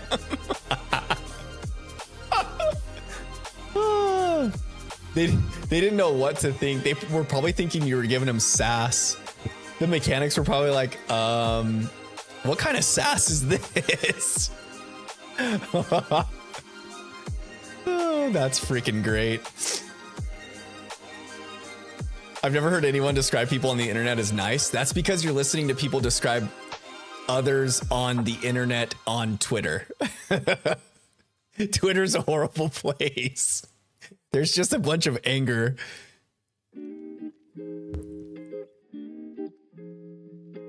I mean, I was, so that's fair, Jinxie says. Yeah, but that's okay. If you add forehead at the end, then it doesn't mean as it's like not as sassy, you know? as long as you understand the meme. Oh man. Oh goodness. It's like when you say forehead at the end of an obvious statement, it just takes the spice off of it. It like kind of rounds the edges for you, you know? It's not as abrupt. Yoink, right past that guy. Oh, it's a Houndoom up there. Nice online is just a picture of Casey. Thank you. I wish. Hey, if you're gonna be anything, just be nice, you know? Like, there's no reason to be mean to people. I'm not a fan of big meanies, you know? And I feel like the internet always empowers meanies. Because they can, oh, dang it. I thought I was gonna sneak through that little side there. Just be like, right up the side. It didn't work. That's what I'm talking about, those hitboxes on those onyxes. I should have been right up the side of that big old rock snake. And he was like, not. Daily Memer says W mindset, the winning mindset, baby. Yeah, for real. It's like, it just doesn't pay to be mean, you know? And I feel like the internet just gives people a window to hide behind. When you don't actually have to be face to face with the person you're talking shit to, it makes it real easy to talk shit because you know you're not going to get punched in the mouth. Like, I don't know. Me growing up, it was like at the start of the internet. So you still had to like talk shit to your bullies in face to face, you know? You couldn't just hide behind, like, you could hide behind a text message maybe. But the internet wasn't as flagrant as it is now. It's just in its wee beginning stages.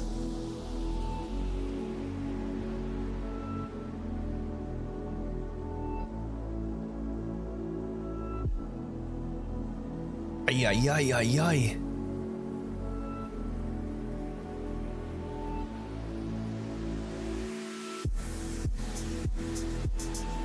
Daily Memer says my brother's like that and I keep telling him to stop talking trash because you're gonna get punched in the mouth. Dude, I'm telling you, sometimes like sometimes I think some people just, oh dang it, I think some people just need that, a quick little throat jab, you know? Like, some people just never got spanked as a kid, and you can tell. I mean, I'm not like a big advocate of physically reprimanding my children, but when they get real out of line, you best believe they get reprimanded. But normally it's just like the grounded or timeout kind of thing. And then if it's like, if the attitude persists, just blatantly ignoring, then it gets to that point.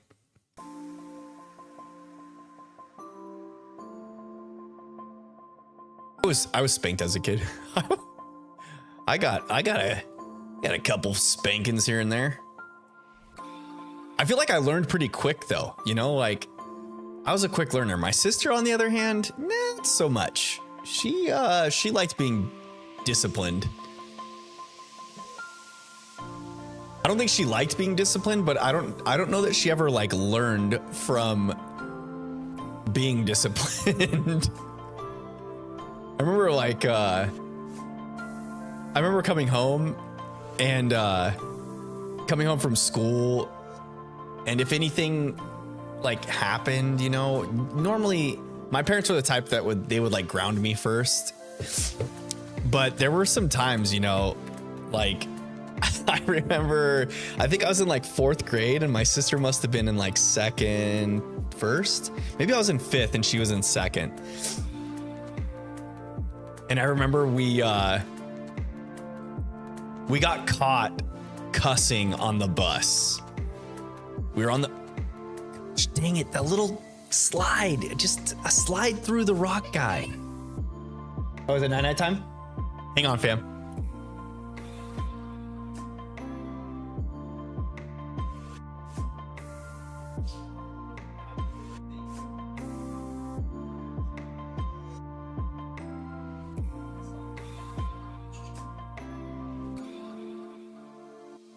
All right.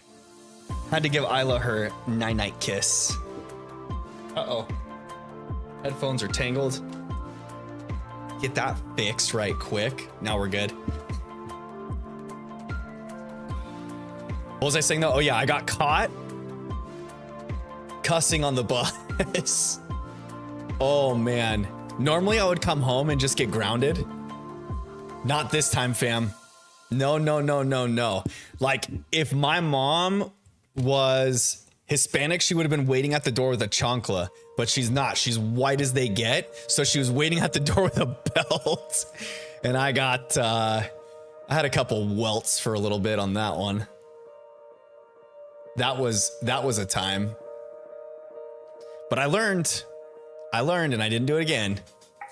Kevin A, welcome to the stream, buddy. Welcome back. It's been some time. Good to have you back in the stream. How you doing? It's Tuesday. How are your tacos?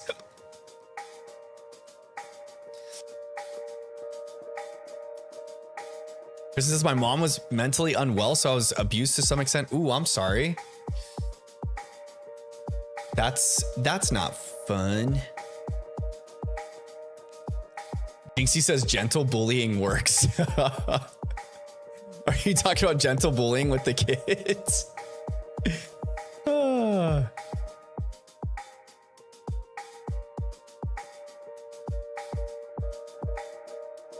Yeah, I feel like I take a very similar approach to discipline as how my parents did.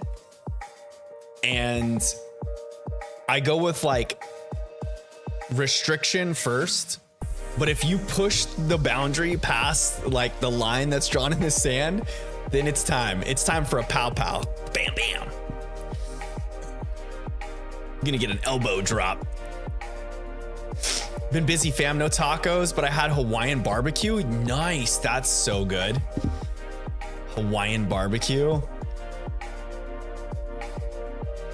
Daily Memer says, I need you to start a podcast because this is me and my brother. Dude, for real. For real. I was one of the kids where I got taught as a kid and my brother got the soft treatment. Oh, one of those, huh? Yeah, my sister and I are about 3 years apart, 3.5 years. And so we were disciplined very similarly growing up. And I was the type that like just knew better and didn't do a lot of stuff to get in trouble. Whereas my sister was the more rambunctious one. She liked to push the boundaries and try to get away with things. And it didn't work a lot of times. And so she was just disciplined a lot, I guess. And then we had a younger brother that was, he's 11 years younger than me.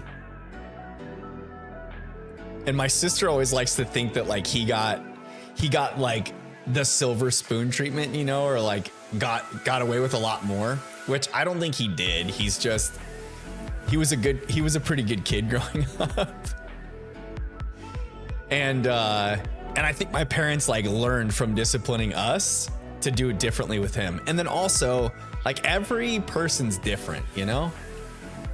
And I've noticed that too, like even with my kids, like disciplining my kids, you can't take the exact same approach. Drop the chair a little bit. I feel like I felt like I was sitting too high. I think my kids were messing with my chair. What was I saying? Oh yeah, each kid, you have to like take a different approach with each kid, you know? Because every person's different. You have to treat people differently than you treat others, and like not in a mean way, but just meaning like how you converse with someone, you know? Like even with my kids, the way I talk to my daughter Aubrey is different than how I talk to Chandler, and they're like 2 years apart, you know? And even when it comes to like Chandler and Liam, my two boys, they have a 5-year age gap, 4-year age gap, 5-year, yeah. Liam's 3 and Chandler just turned 8, but even then, because of the age gap, you have to kind of like treat them differently. But there's times where like Chandler will try to compare himself with Liam, and it's like, dude, you guys are on two completely different wavelengths, you know?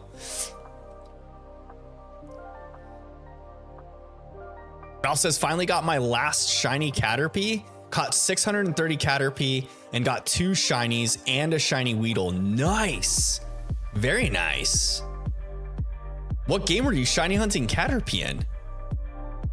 Oh, Let's Go Pikachu.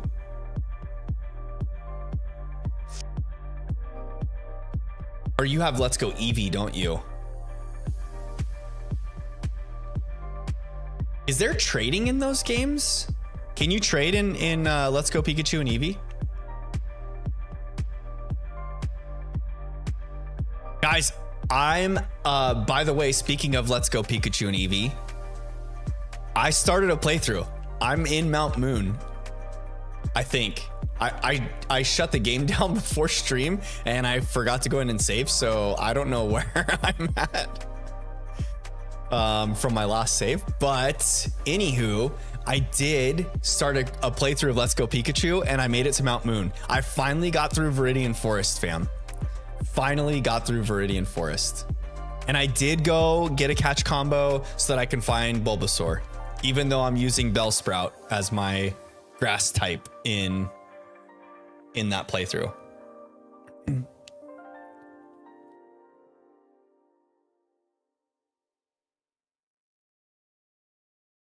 I love Caterpie, so I had to do it first after finishing the legendaries. Very nice. Make sure to look for moonstones while in Mount Moon. You can't go back for a while if you miss them. Ah. Isn't there one before you face the nerd that has the fossils? Is it Is it the same as like red, blue, yellow, fire red, and leaf green? If the items are all in the same spot, which it seems like a lot of the items are in similar spots, or there's like different items instead, maybe.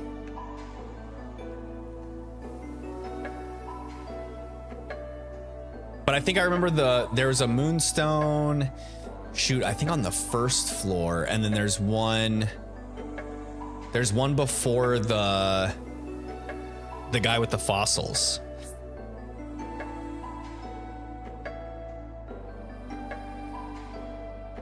Yoink, yoink, yoink. Around that. Make sure to look. Oh, I already read that. Thanks, Ralph. Daily Memer says, I have a question. Are the Switch 2 games going to be able to be played on the regular Switch?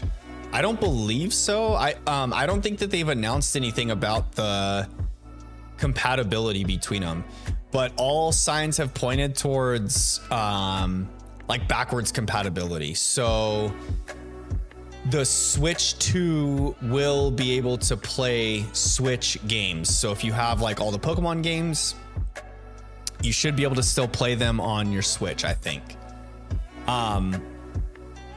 In that little like Switch 2 teaser, it did have the little line that some games might not be compatible. I think that's just like a safety net for what are the, gosh dang it, they have those games with like the like specific joysticks or Joy-Cons, or like the building game that they have on the Switch. So I would think that like that game's probably not going to be compatible on the Switch 2, because the Switch 2 is probably going to have different connectivity for the controllers and things like that, I would imagine. I'm gonna have to buy a new Switch just to play Z to A. I don't know.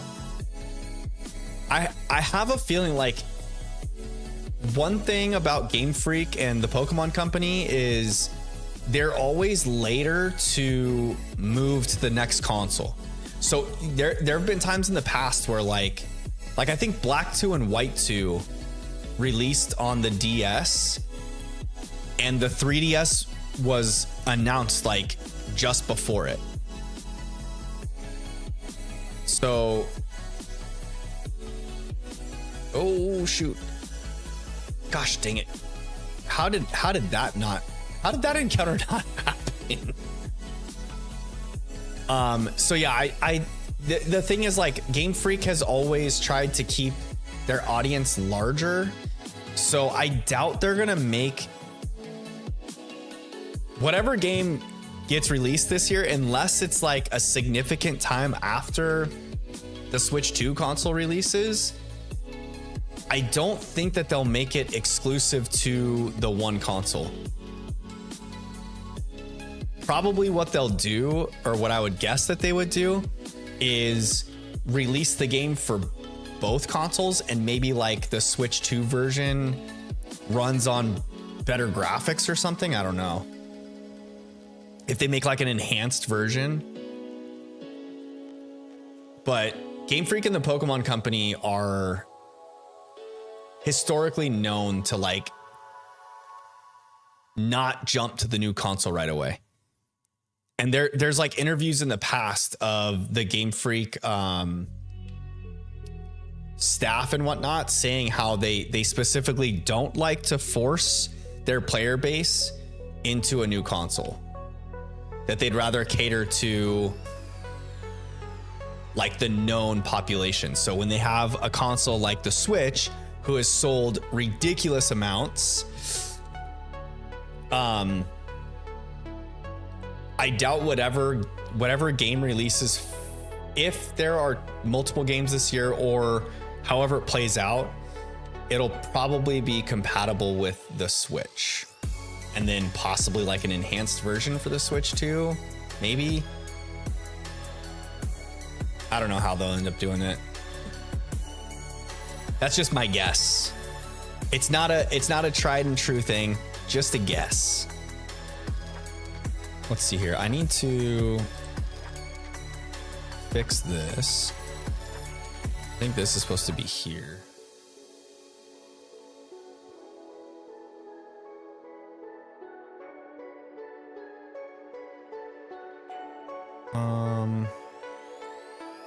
That fix. I was seeing the jitteriness. Bro says I had to take a 52 question English test today, and I have a test for AP World History tomorrow. Bro, are you studying for your history test? They're not in the same spots, or at least not the ones in the wild. Your Pikachu will shake when facing a hidden item. Ah, okay.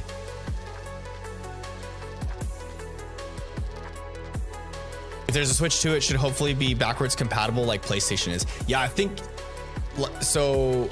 If you follow any leakers online, most of the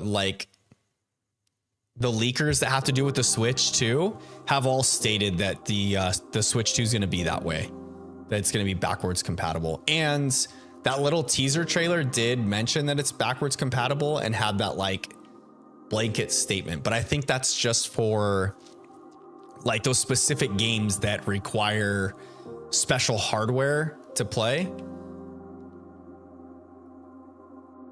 Because I can't imagine that like that like the Wii, or not the Wii, like how the Wii Fit had the wheel and stuff, you know, like those additional peripherals that you would buy for the console.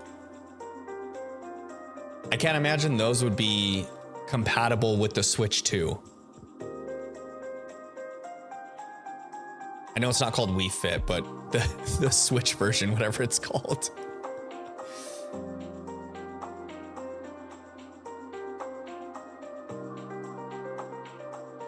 Da da da da da da. Another Houndoom.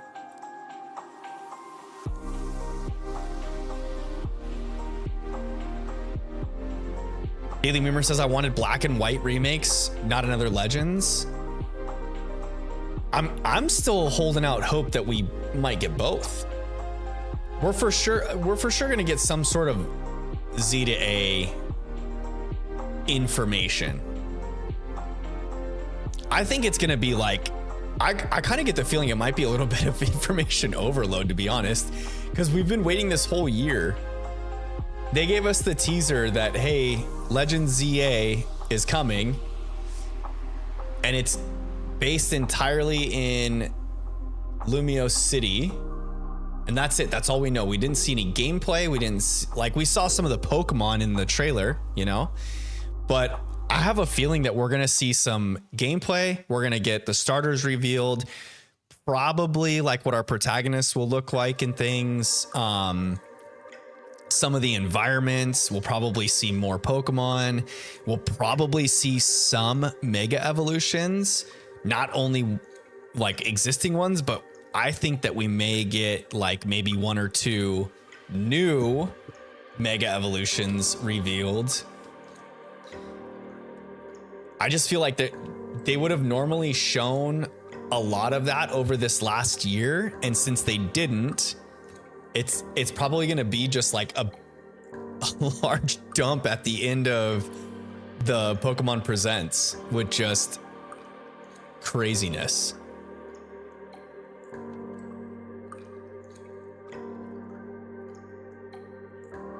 I still hold out hope that we're getting some sort of one-to-one remake of Black and White.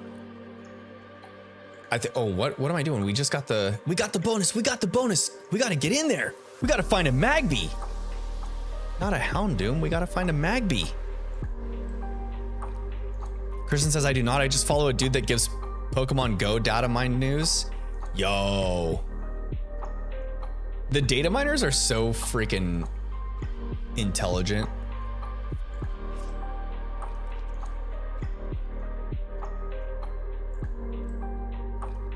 Pokemon Day is Thursday. Yes, Kristen. The Presents is Thursday. It's 6 a.m. Pacific time, 9 a.m. Eastern. 6 a.m. Pacific time, 9 a.m. Eastern. It's like 11 p.m. in Japan is when they're doing the Pokemon Presents. Is that like a prime time viewing time for Japan, I wonder? That just, it feels like that's so late in the evening, but maybe it's just because I'm a West Coast kid and I feel like generally like primetime television isn't that late for us, you know? It's like 6 p.m. maybe, which when you put it into perspective, East Coasters primetime television time is like 9 p.m. You know? So maybe that's the deal.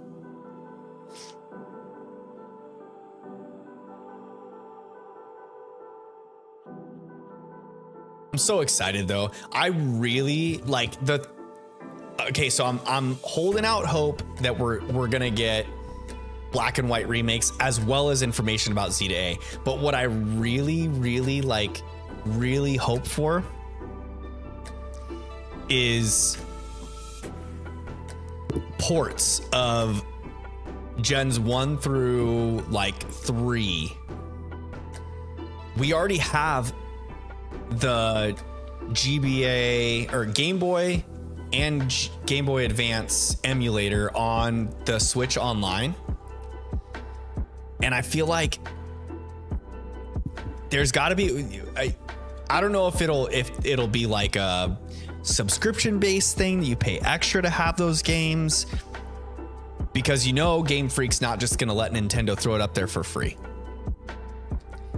But if they were to make like a box game, okay? Or even if it's digital only, but like a game for the Switch that has all of the classics on it, gens 1 through 3, allow us to revisit some of the classics. You know, we've already got BDSP for Gen 4. If they release a black and white remake, that'll be Unova's, you know, revisit there. X and Y are still on the 3DS. Alola's or Sun and Moon were on the 3DS. So even though the 3DS servers are all down, those games are still like relatively here. Like they're only one console back, you know, technically. But man, if they do something like that, shut up and take my money, Game Freak. And just think the like gens 1 through 3, the original Game Boy games on Switch would mean now all of those games would be compatible with Pokemon Home, which means all of these cool like complete your dex quests that we have to earn shiny mythicals, dude, we could get more.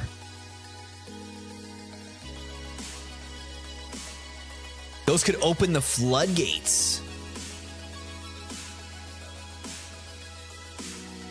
Dark Litten says $199 for shiny Magby. Your guess is $199. Good guess. I like that. I would say $197 though, just because of all the 7s we've had. The freaking Diglett bonus came and went. I think we got one Magby during that bonus time.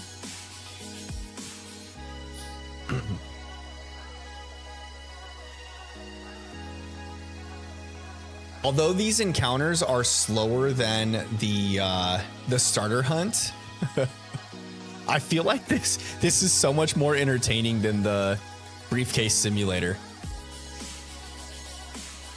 It's not as grueling because I'm not going through a loading screen and a cutscene that I can't skip over and over and over. There's a Houndoom. So even though the Magby only spawn like every so often,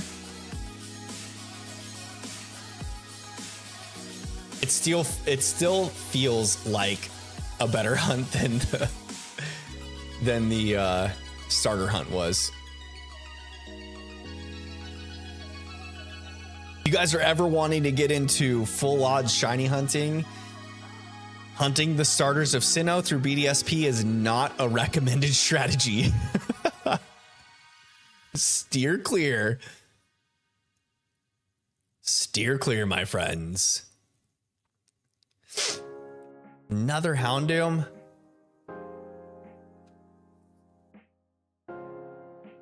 Daily Memer says, even a Legends black and white with the dragon's true form. That would be freaking sweet. The original dragon.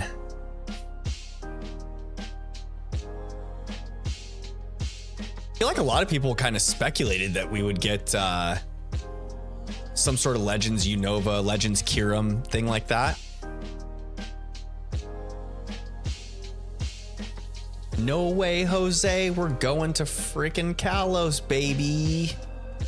X and Y. Another Houndoom. So glad we can hunt all the starters in Scarlet and Violet, Ralph says. Me too, friend. Me too. That is literally it.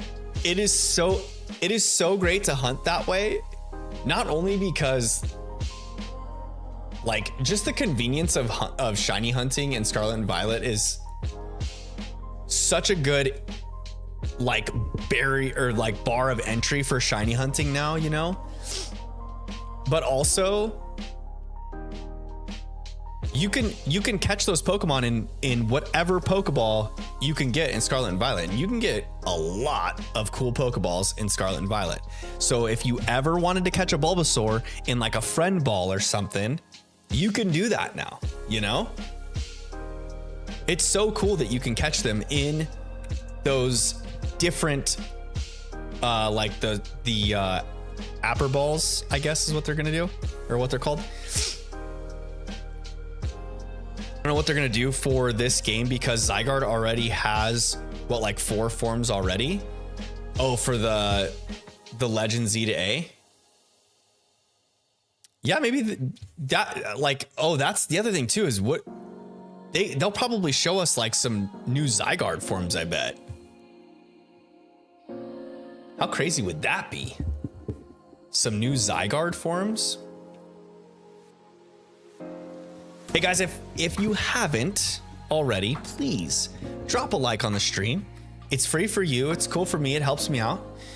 And it also just takes like 2 seconds to hit that thumbs up button down below the video. It helps push the video out, the stream out to the YouTube space, encouraging others to come in, join us, the Fam Bam, during our fun little playthroughs and shiny hunting shenanigans.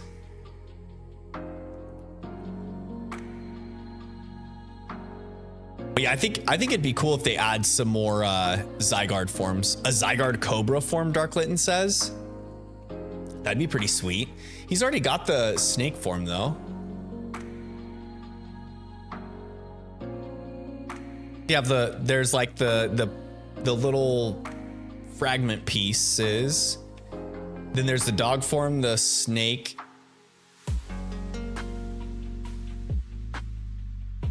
Houndoom.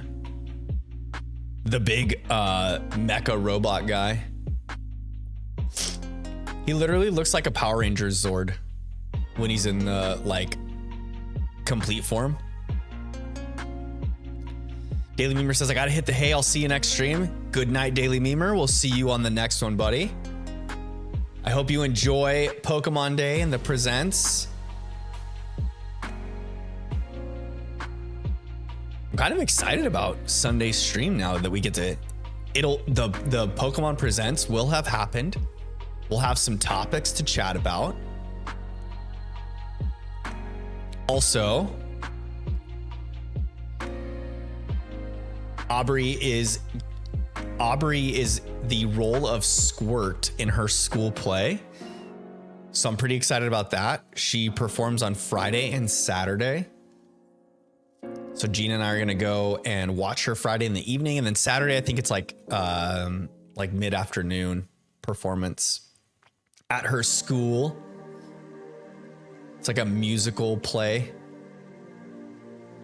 The Finding Nemo musical play or whatever it is. So excited for her. She's gonna have so much fun. Yo, am I not connected to the internet anymore? I am.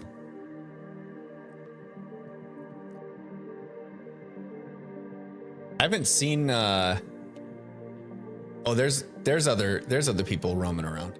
I see the blue dots. I see the blue dots in the map.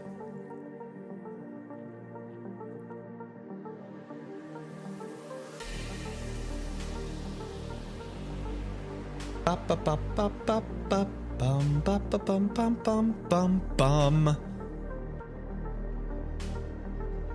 feel like people aren't finding the Diglets as fast as they were earlier. Maybe we're getting too late in the evening, huh? People are going to bed. There's not as many underground roamers. Let's go this way, down this way.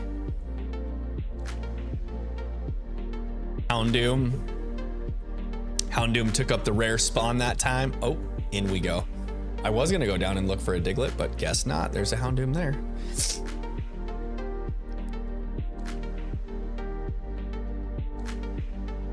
Oh, no Diglett. Maybe over in this corner. Just kidding.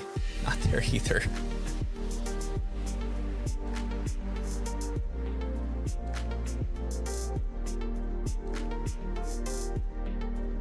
But yeah, I started a playthrough of Let's Go Pikachu and Eevee, y'all, because I've got something special planned for March. Well, not special, but like something fun for March.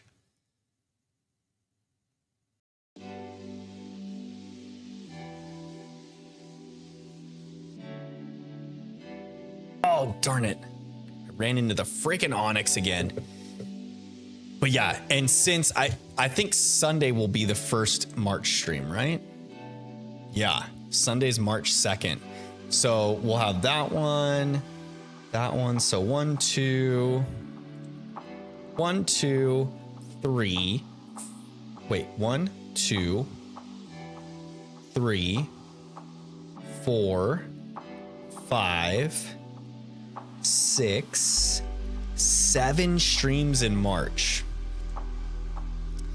And the whole month of March, I've got like kind of themed streams planned. And we're gonna be taking a break from the Sinnoh hunts. Taking a little bit of a break. So starting on Sunday, Dark Litten says March Madness. It's something similar. It's something similar.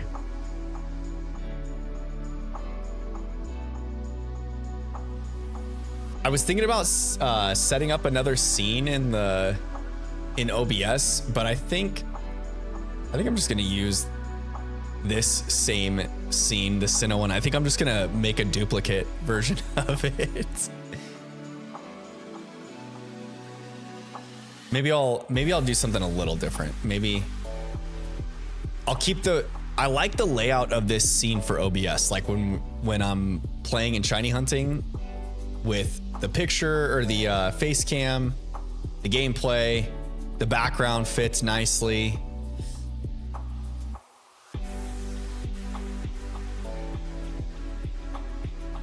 Do dee dee dee dee do dee dee dee dee do do do do dee dee.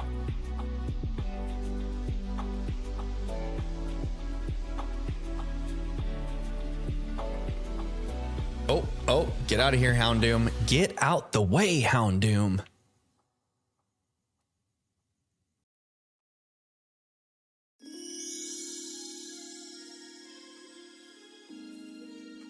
March Madness, baby. I am excited for the college basketball tournaments to start though too. I'm a little sad because Kansas has been kind of streaky. They haven't been they were touted so highly going into the season and then just haven't quite lived up to that hype. But I do like that the Arizona schools are in the same conference now. So that's pretty cool. I get to watch U of A play against Kansas pretty frequently.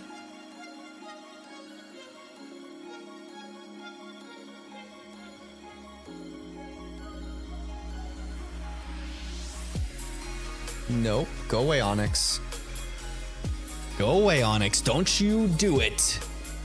Don't you do the thing. Am I the only one picking up Diglets now? I feel like I'm the only one grabbing Diglets around here. Like, what happened to all the nice people online? They all went away. We talked about how all the mean people online are on Twitter, and then they came into this game. They're like, no more. Just kidding. We're not gonna help you get the Diglets anymore.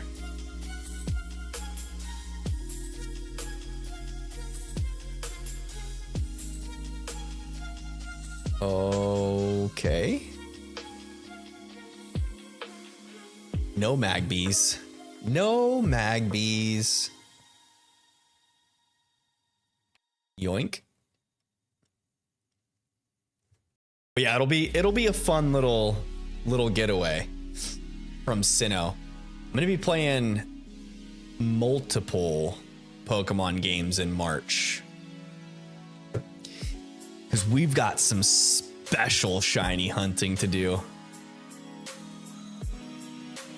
Some specially special hunts for the month of March.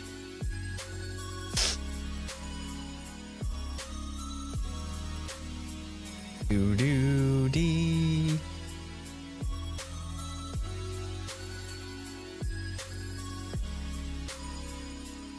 Oh my goodness. Oh my goodness. The Diglets don't want to come out to play anymore. Maybe it's just the Diglet spawn. Oh, how did that Skorupi not get me? Maybe the Diglets just don't want to spawn anymore. Maybe that's what it is. Maybe they're just like not fans. What are you guys hoping for Pokemon Day? What do you guys hope to see in the Pokemon Presents? Even if it's not video game related, what if it's like Pokemon Go related, or if you guys are fans of the Pokemon anime, or maybe an animated movie with Ash coming back would be cool. And another mythical. Did anyone else think that we were gonna get like some sort of gorilla mythical with the Scarlet and Violet stuff? Give Arcanine a Mega, please, Jinxie says. Yo, that would be so sweet. I would love a Mega Arcanine.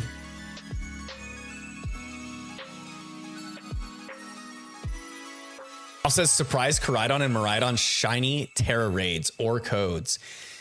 Yeah, I feel like it's getting towards the end of the Scarlet and Violet life cycle, right? You would think that we're gonna get the shiny box art legendaries at some point. I think it'd be so cool if they do.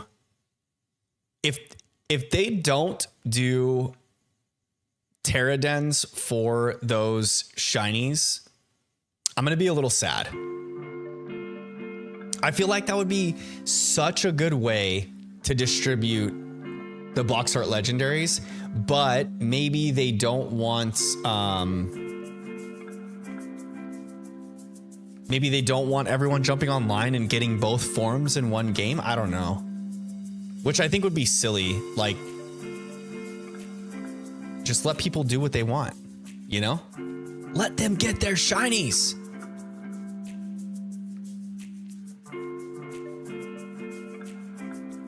Shiny lock-in legendaries and stuff. Not doing shiny Terradens feels bad. Yeah, I agree. I feel like So when they did, if they do something similar to how they did like the Mewtwo raids, you know, like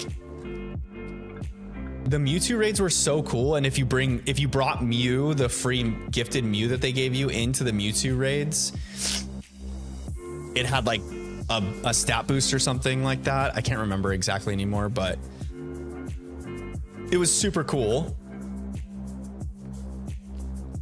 I feel like if they did something like that with Koraidon and Miraidon's shiny forms, it would be so epic. That's a Houndoom up there. Ralph says maybe a mythical for Gen 9 base game. Oh, because yeah, the mythical was from Kitakami, huh? Touche, touche. Yeah,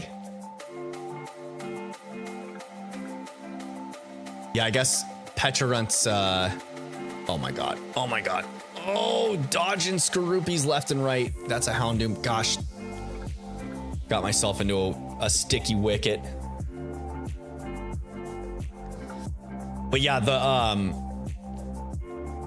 I feel like a mythical distribution would be cool of some sort.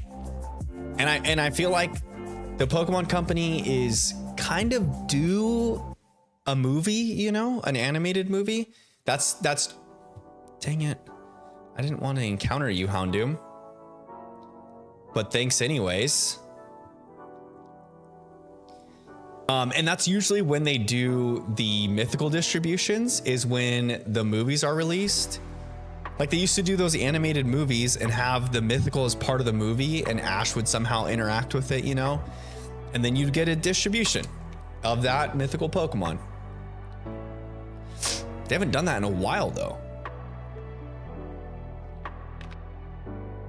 I don't even know when was the last mythical distribution like that / movie. That was it the Zarude one, huh? I think it was. Oh my gosh. Oh my gosh. Look at me juke and jive these Pokemon left and right. I'm breaking ankles out here. They can't even keep up with me.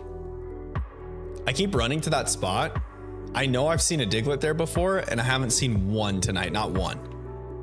Not one time that I've checked tonight has there been a Diglett there. Oh man. Oh man. Loki the Legendary 3 got the shaft. They played second fiddle to Ogerpon and were never spoken of again. I know they're trash, but even trash deserves justice. Yeah, that's kind of true. I never really thought about that. They did totally play second fiddle to Ogerpon. The Loyal 3 is I think that's what they're called, right? The Loyal 3.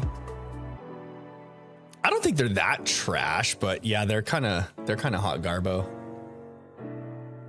I wasn't a big fan of the legendaries in the DLC. Like the Paradox legendaries are cool, but nothing like spectacular, you know? Maybe it's just because they're like so familiar to their original like the base forms that they're based off of, the Pokemon that they're based off of. Gouging Fire was the coolest one of all the Paradox forms, in my opinion. But also, I think Entei is the coolest of the dog trio, the cat trio, the beasts, the legendary beasts.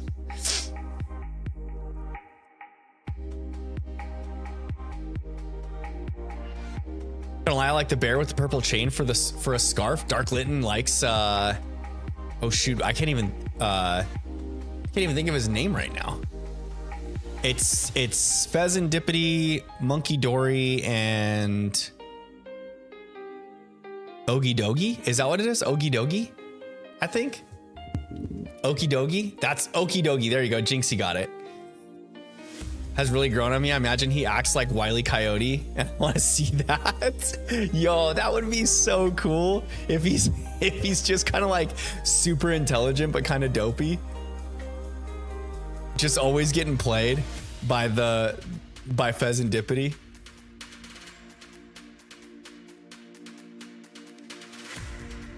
I could totally see that. I actually kind of like, I'm not a fan of the color scheme whatsoever, but I kind of like Okidogi's shiny form, like the rust color with the green. I think that the color scheme, the like brownish orangish with the green, is actually kind of ugly together, like when they're side by side. But for some reason, because the shiny is so different from the original, I just like it. I think it's so cool. To be frank, they did Raikou dirty with the new design. The long neck. He's like a big giraffe. Raging Bolt. Raging Bolt. How dare you disrespect the long boy? For real. His cloud collar is super cool. Or mustache, and it like flares around his neck. Oh shoot, I didn't mean to go out of there.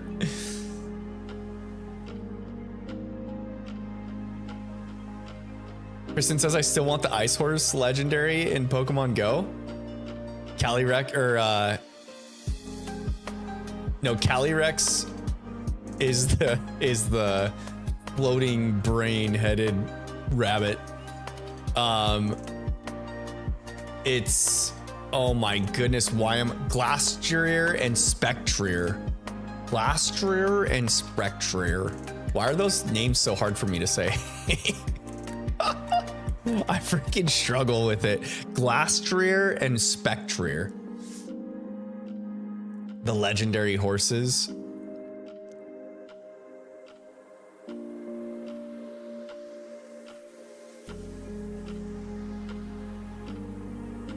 Since I agree with Litton as far as them doing Raikou dirty with the long neck design. Oh man, I like Gouging Fire's design the best. I think it's so cool.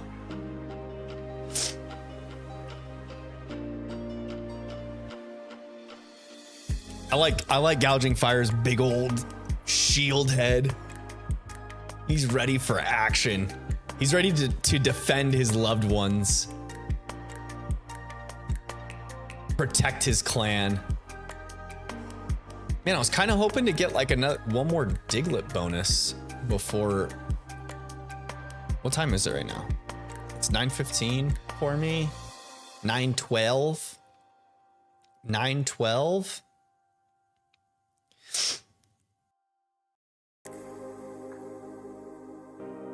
I might still be able to get a Diglett bonus. As long as our internet friends actually roam the underground and get Digletts, you know?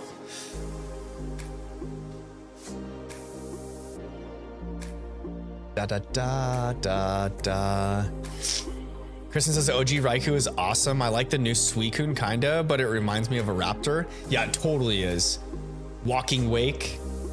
Jinxie says I love the dinos, but Walking Wake is a cut above in my opinion. He is kind of like a raptor.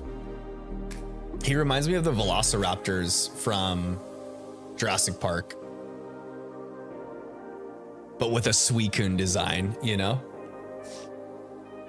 I think he's supposed to be more Tyrannosaurus Rex-ish, if I'm being honest, but yeah, I think he reminds me more of a velociraptor than the T-Rex. Dark Linton says I sort of like the Walking Wake for Suicune. You like Walking Wake over Suicune?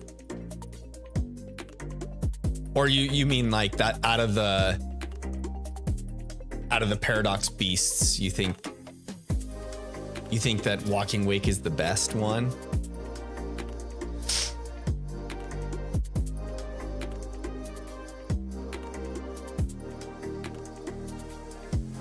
I wasn't a really big fan of Walking Wake at first. Like when when they revealed it, I was just like, okay, I get it. It's nothing crazy, but at the same time, dude, I think too, because they had that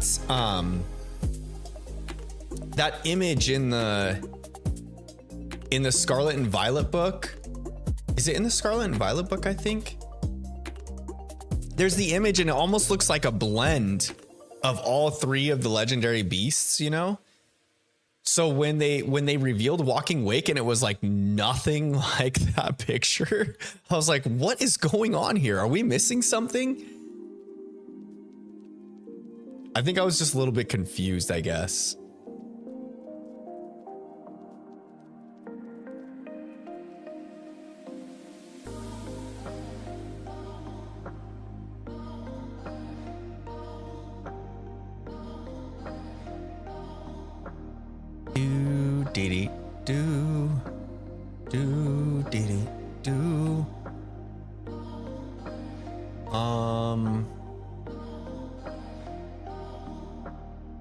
Why has it been so long since we've had a Magby spawn? These Magbies just don't want to exist. I feel like we haven't had a single time where we have like back-to-back Magby spawns tonight, fam. Jinxie says the one true king of dinos is Tyrantrum. I've got like 10 shiny Tyrant trying to make competitive Tyrantrum happen. Yes, I'm here for it. I'm here for it, Jinxie. They just need to add him to Unite. Just add Tyrantrum to Unite already. Could you imagine just roaming around? What is it? Is it Eos Park, right? Is the Unite maps? You're just little Tyrant to start out. And you just grow into this big, beefy hunk of chunk. Just smashing and bashing. I feel like he'd be a tank for sure.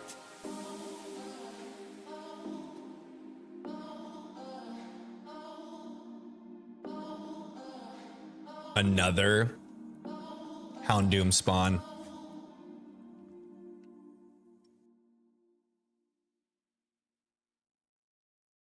Oh, finally! We finally got a Magby, guys. Oh my goodness. Oh, it's not shiny, but we got one. We got one. We got one. Now, hopefully, we'll get back-to-back Magbies. That's the ticket. Hopefully, we get back-to-back ones now. And the back-to-back will be shiny. Oh, look, there's a friend. I think that friend's probably digging in the walls. He's wondering what I'm doing. He's like, why is this guy going back and forth in the cave over and over again? Well, you see, friend, I'm shiny hunting a Magby. And since they only spawn 30% of the time that a rare spawn comes in, I've got to reset this cave a bunch.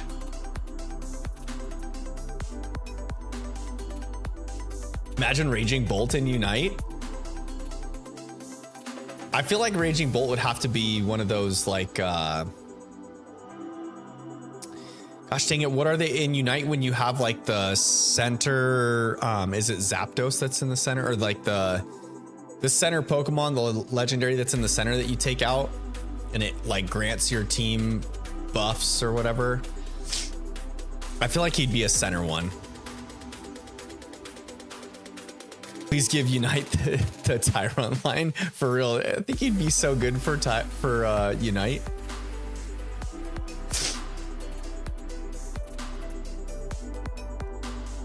Just a big old beefy boy.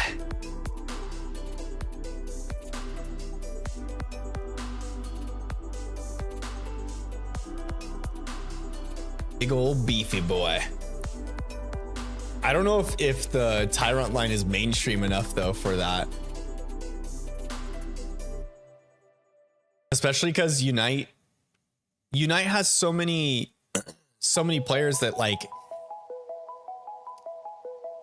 I feel like there's a lot of Unite players that are mainly MOBA players that liked Pokemon at some point, but are not generally like Pokemon fanatics. You know what I mean? Like,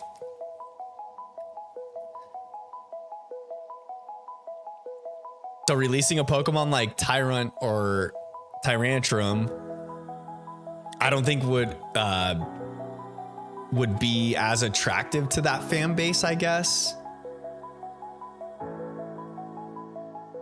I haven't played Unite in like a year, but I'm a Zacian main trash, so that's probably a good thing. Oh no. I haven't played Unite since like it's been a while, since like the beginning, I think, when it first released. I remember playing the beta for it a little bit and then playing the game when it first released. I played it a lot at first too, just because that was around the same time that like HOTS was kind of going downhill. And so that was a fun way to transition to a different MOBA. Oh yes, we got a Doug Trio. I'm feeling good about this one, fam. I'm feeling good about this one. We got a Doug Trio. That's a Houndoom in the top corner. So our Magby's not going to be in here.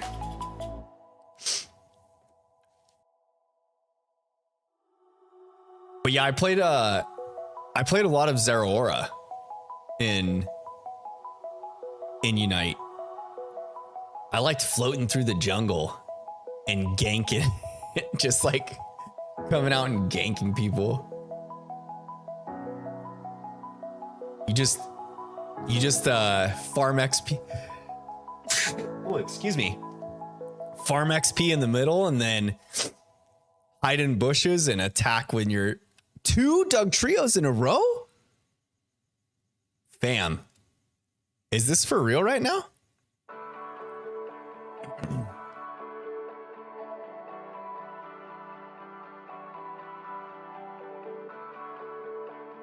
Oh.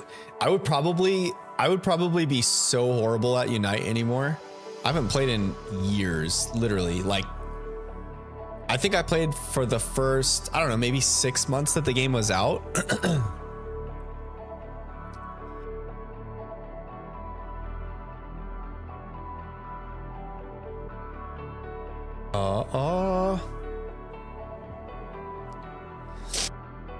Looked at the roster, they've added 20 Pokemon since I last played, and now I'm very overwhelmed.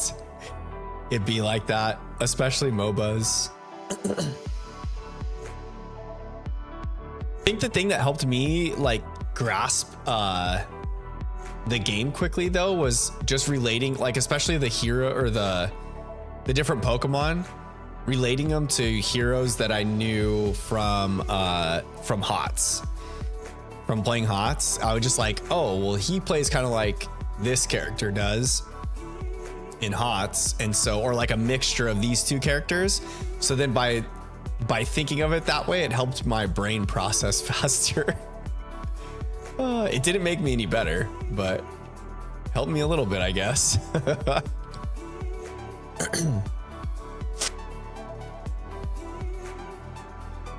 Oh, one more Diglett. Get the last Diglett, fam. Get the last Diglett.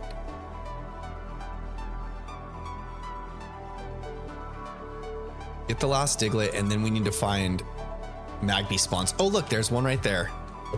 We get a Magby spawn, and then they're going to get the last Diglett for the bonus.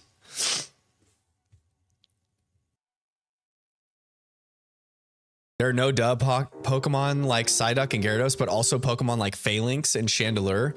So I don't know what the thought process is.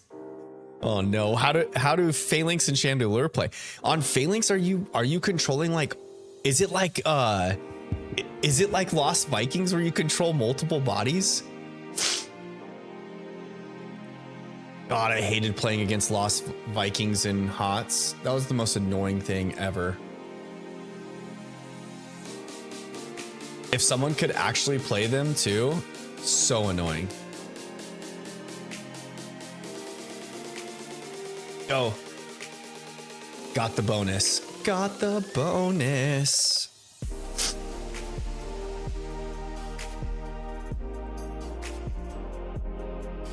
Come on, Magby, spawn. Exist, exist. Just be in the cave for me. Magby spawn. So that we can have an increased chance at a shiny. Oh, look, there we go. There we go. Ask and you shall receive. Just not shiny. Ask and you shall receive. I would have a panic attack being asked to manipulate 6 units on a Nintendo Switch for real. That'd be insane. Don't they they have it on mobile too though, right? Is it on phone and Switch? I wonder if do more people play on Switch because you can have the Pro controllers? I feel like the Pro controller would be super helpful. Instead of having to like tap the screen. I don't even know. Did the mobile version, does it have like a joystick and stuff, or is it screen tapping? I don't know if I ever played the mobile version, the phone version. Controlling 6 freaking units at a time would be insane. A Houndoom. I need a Magby. My point stands. I could barely control 1 unit. Same. I'm in the same boat. What if we did a Unite night? That would be fun. A Fam Bam Unite night. Why did I go down here and check this? I should just be going back in, preserving as much time from the Diglett bonus as I can. Damn it, Houndoom. Don't be Houndoom. Just be a Magby. Just be another Magby. Or Houndoom again.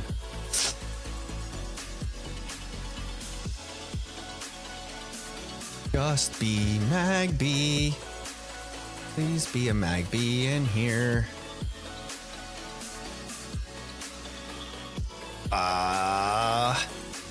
No rare spawn that time. I would 100% reinstall if you did a Unite night. Really? I think I still have it installed on my Switch. I just freaking A. I haven't played it in forever. I'd have to like try and play a little bit beforehand because I couldn't jump in with you guys and just be absolute trash. I'm still bugging Crispy for more Among Us. Among Us is so fun. I do like Among Us. I remember doing Among Us in Discord with the friends. Those were fun times. Oh, there's another Magby. Please be shiny. Please be shiny. Please be shiny. Always strong. He's not shiny. Dang it. Dang it. He's got the guaranteed, what is it, 3 perfect IVs? Or 2, something like that.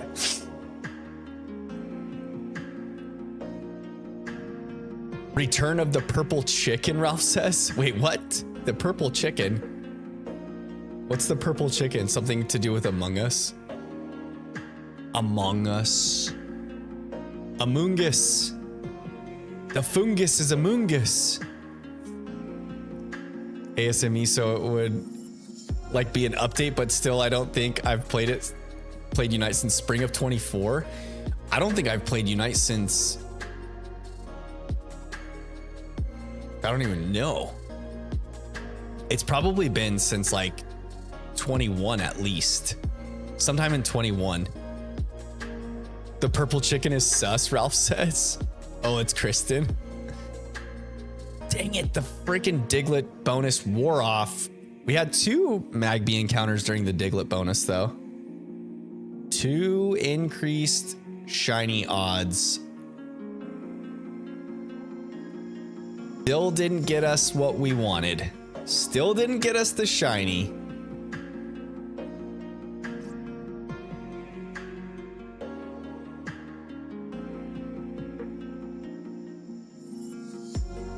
All right, let's just get to... I feel like if I get to 200 checks, I'll be good. We're at 196 right now. If I can get to 200... Oh my gosh, look at that. Another Diglett. Why can't the internet friends be kind and find Diglets too? I thought for sure we found back-to-back Doug Trio. I was like, you know what? This is feeling good, guys. We're gonna get the Diglett bonus, get our shiny Magby, and it just wasn't there. Jinxie says, do I have a dono link? No, I do not. I do not. I just stream because it's fun. Actually, I was thinking about doing something like that though, figuring out a way to do that. I do not have one yet though. Maybe in the future. Maybe.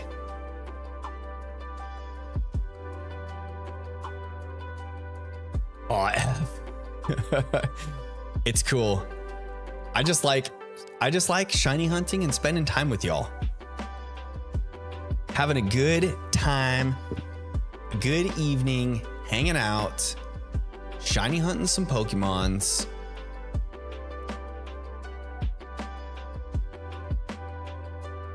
I do know that at some point in March we will be shiny hunting in Arceus again. We will be shiny hunting in Legends Arceus. So be ready for it. We're going to be ticking boxes again. And you know me and my gamer brain. I've got to be as efficient as possible when I'm going out on hunts.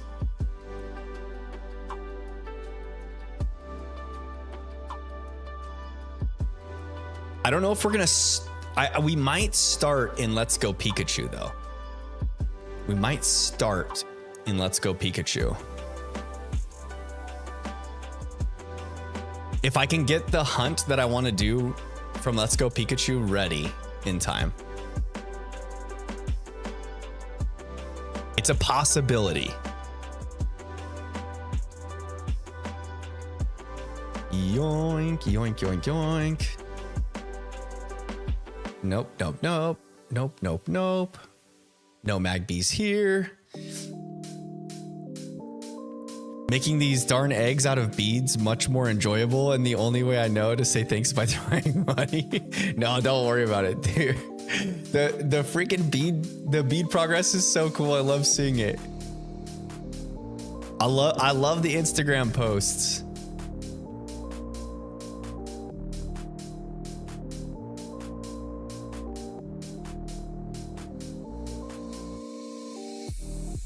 Just tag me in your post. Is it execute or executor? Dude, Jinxie, you're so close to finishing the Kanto Pokemon.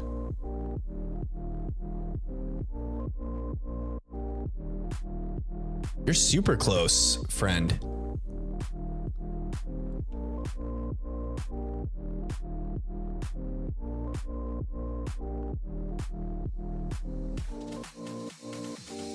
Means a lot to have constant support, for real. I love it. I love it.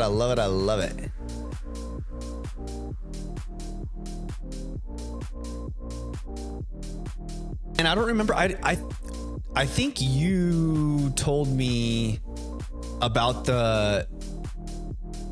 Gosh dang it! Who's the other? There's a bead creator on Instagram. I think you sent me a link to the page, maybe. And they do Pokemon stuff with like actual like necklace or bracelet beads, and they do like the Pokemon coming out of the Pokeballs and stuff. It's so cool. Execute's cooling off. I'm building Executor right now. Nice. Very nice. The angry eggs. The angry and dopey eggs.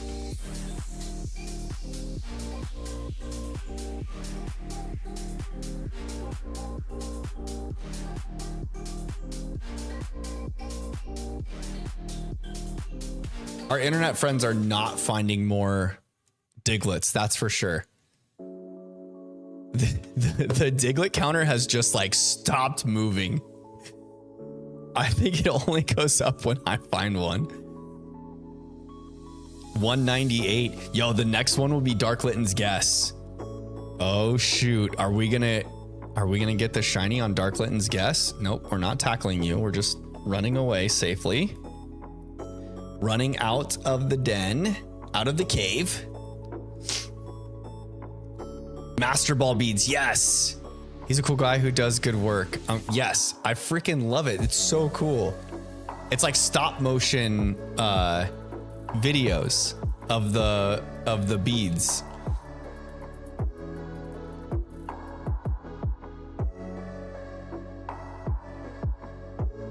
The internet has so many cool, talented people, I swear.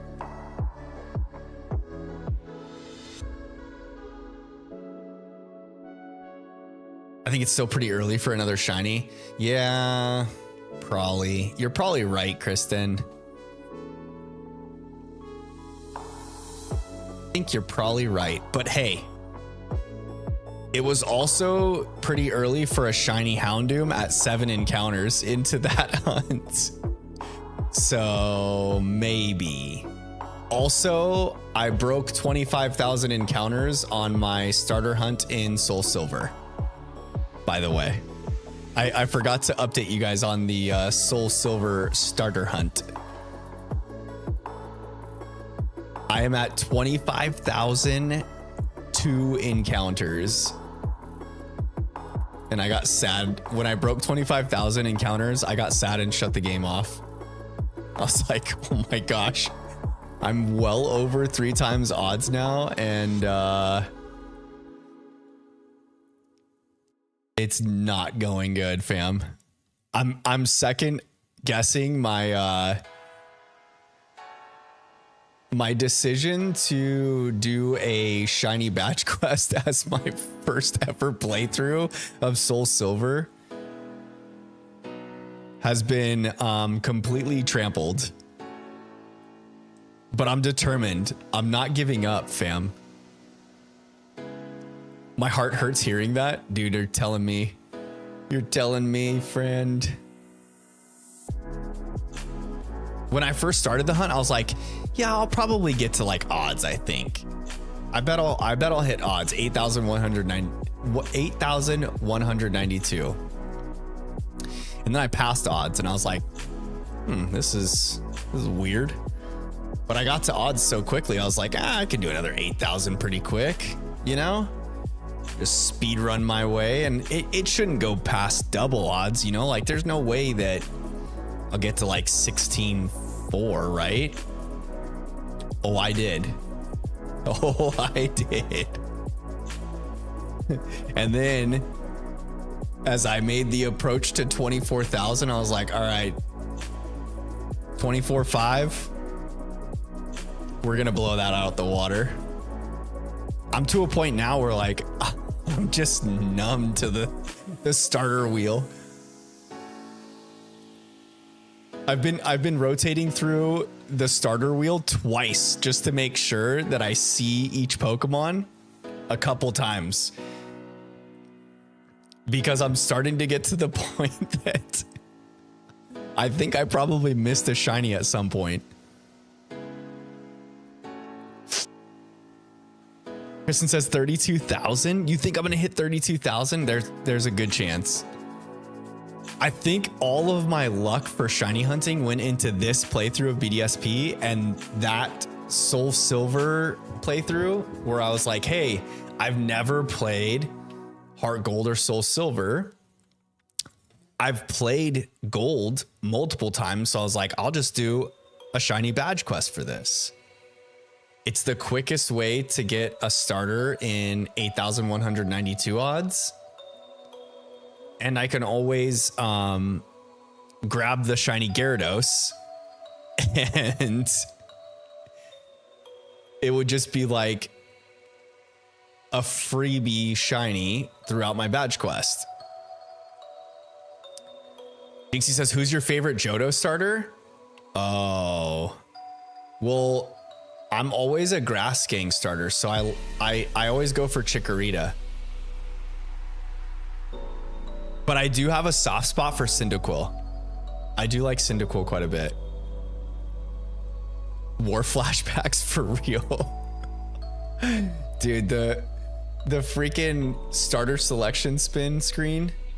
It's so nice that you see the sprites, and like the sprites will show up shiny in that selection screen, but at the same time, oof duh. It's getting to a point that like seeing that screen is hurting me.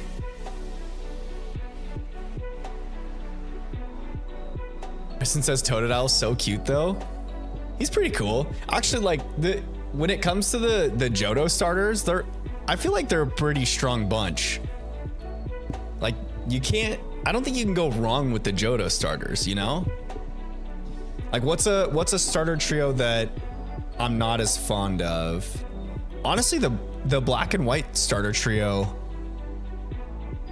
doesn't really do it for me. No. That's Snivy, Oshawott, and Tepig, right? Are the starter trio for black and white. I think that's a pretty weak starter bunch.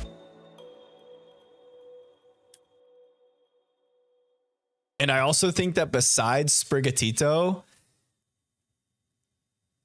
that oh gosh dang it, stupid rock snake.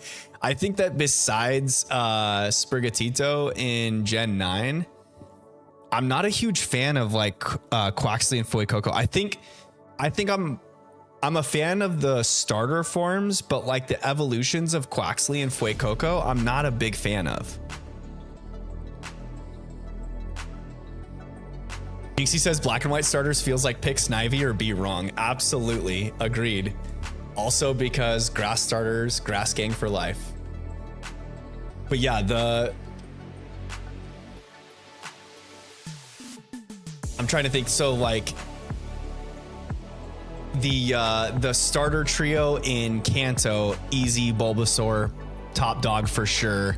Never even a second guess. Sometimes I picked Charmander, but pretty much always picked Bulbasaur. I think I played the game through with each starter at least once when I was a kid, but like 85% of the time that I was doing a starter, because like y'all, if you weren't around for Red and Blue days, you would play through that game, become champion, level up a couple of your Pokemon super strong, do some battles, and then reset the game and start over. Like that was the thing to do. And I probably played Red and Blue through like, gosh, I can't even count how many times. It was a lot. And I would say like above 80% of the time I picked Bulbasaur as my starter. But anywho, all right, fam. I am calling it there. We got 200 more encounters. Well, not 200 more. We got to 200 encounters for the Magby hunt. We'll be taking a break from Sinnoh. So starting on Sunday, I'll be live on Sunday. Starting on Sunday, I've got something fun planned. It's for March, and it's a mustache March Madness themed stream month, y'all. So get ready. We're hunting mustached shiny friends all month long in March, and we are getting down to business. I'm hoping to set up an Alolan Rattata hunt in Let's Go Pikachu for the first hunt.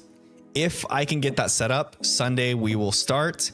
I'm collecting Rattata in Let's Go Pikachu, and I'm trying to get to Cerulean so that I can trade the lady that has the Alolan Rattata, but I need to get a bunch of Rattata in my boxes to be ready to trade so that we can soft reset and send them through and wait to see if we get a shiny. But anywho, don't miss out. Mustache March Madness. I'm growing out a mustache for next month, and we are hunting mustached shiny friends. So be around. It'll be fun. I hope you guys all had a fun time. Thanks for hanging out with me so much. If you haven't already, please drop a like on the stream. And until the next time, fam, good luck on all your shiny hunts. I will see you guys on Sunday. Night, y'all.